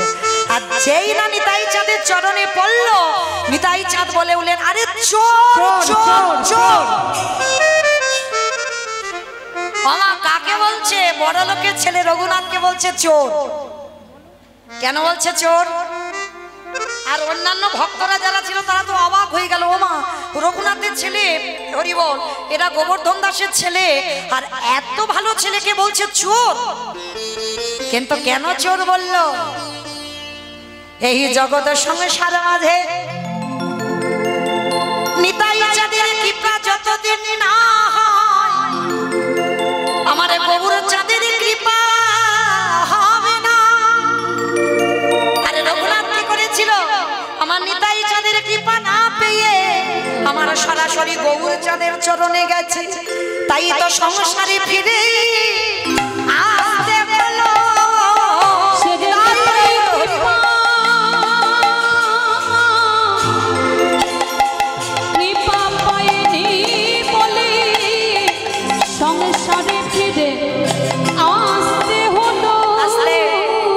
ভজন যারা করো, যেমন এই রাধা গোবিন্দ ভজন করতে গেলে আগে রাধা চরণ বসতে হবে, তবে অচিরে কৃষ্ণ পাবে। আর কলিকালের ভক্ত আমরা, নিতাই চাঁদের চরণ বসতে হবে, তবেই পাবে আমার গৌর চরণ। আর গৌর চরণ পেলে তবে রাধা গোবিন্দের ব্রজে গিয়ে নিত্য লীলা দর্শন করতে পারবে। এই জন্য রঘুনাথকে বলেছিল তুমি চোর, তুমি আমার কৃপা না পেয়ে তুমি আমার ভাইয়ের কাছে গেছো, তাই তোমাকে দণ্ড দেওয়া হবে। ওমা, আমাকে কি দণ্ড, কি শাস্তি দেওয়া হবে? হোক। বলছে অন্য কোনো শাস্তি নয়, আজকে এই পানিহাটির মেলাতে যত ভক্তরা এসেছে সবাইকে তুমি চিরা দধি খাওয়াবে। আজ যারা যাবেন পানিহাটির মেলায়, ভক্তদের উৎসবে দেখবেন সেখানে চিড়ে দই খেতে দেওয়া হয়। যত দোকানে দোকানে চিড়ে দুধ দই ছিল, মিষ্টি চিনি সন্দেশ মিষ্টি যা ছিল, সব ওই গোবর্ধন দাস আর রঘুনাথ দাসের বাবা জ্যাঠা দুইজনে সমস্ত কিছু কিনে পানিহাটির মেলাতে ওই ভক্তদের বিতরণ করলো। আজও সেই উৎসব পালন হয়। ওই পানিহাটির মেলাটাকে বলা হয় দণ্ড মহোৎসব। নিতাই চাঁদ রঘুনাথকে দণ্ড দিয়েছিল। এইবার রঘুনাথ ফিরে এলো, বাবা মা চিন্তায় পড়লো, ছেলের সবসময় পাগল পাগল ভাব, তাহলে ছেলের কাঁধে একটা জল চাপাতে হবে। আমার জল চাপানো মানে বোঝো তো? একটা বিয়ে দিতে হবে। হরি বল। শুভ দিন, শুভ লগ্নে, শুভক্ষণে একটা মেয়ে দেখাশোনা হলো, যার নাম হচ্ছে রত্নাবতী। সে রূপ তো নয়, স্বর্গের অপ্সরা হার মানবে। কেন? কৃষ্ণ ভোলাবার জন্য ওই রকম রূপবতীর সঙ্গে রঘুনাথের বিয়ে হলো। অত সোজা নয়। কি গো, যার প্রতি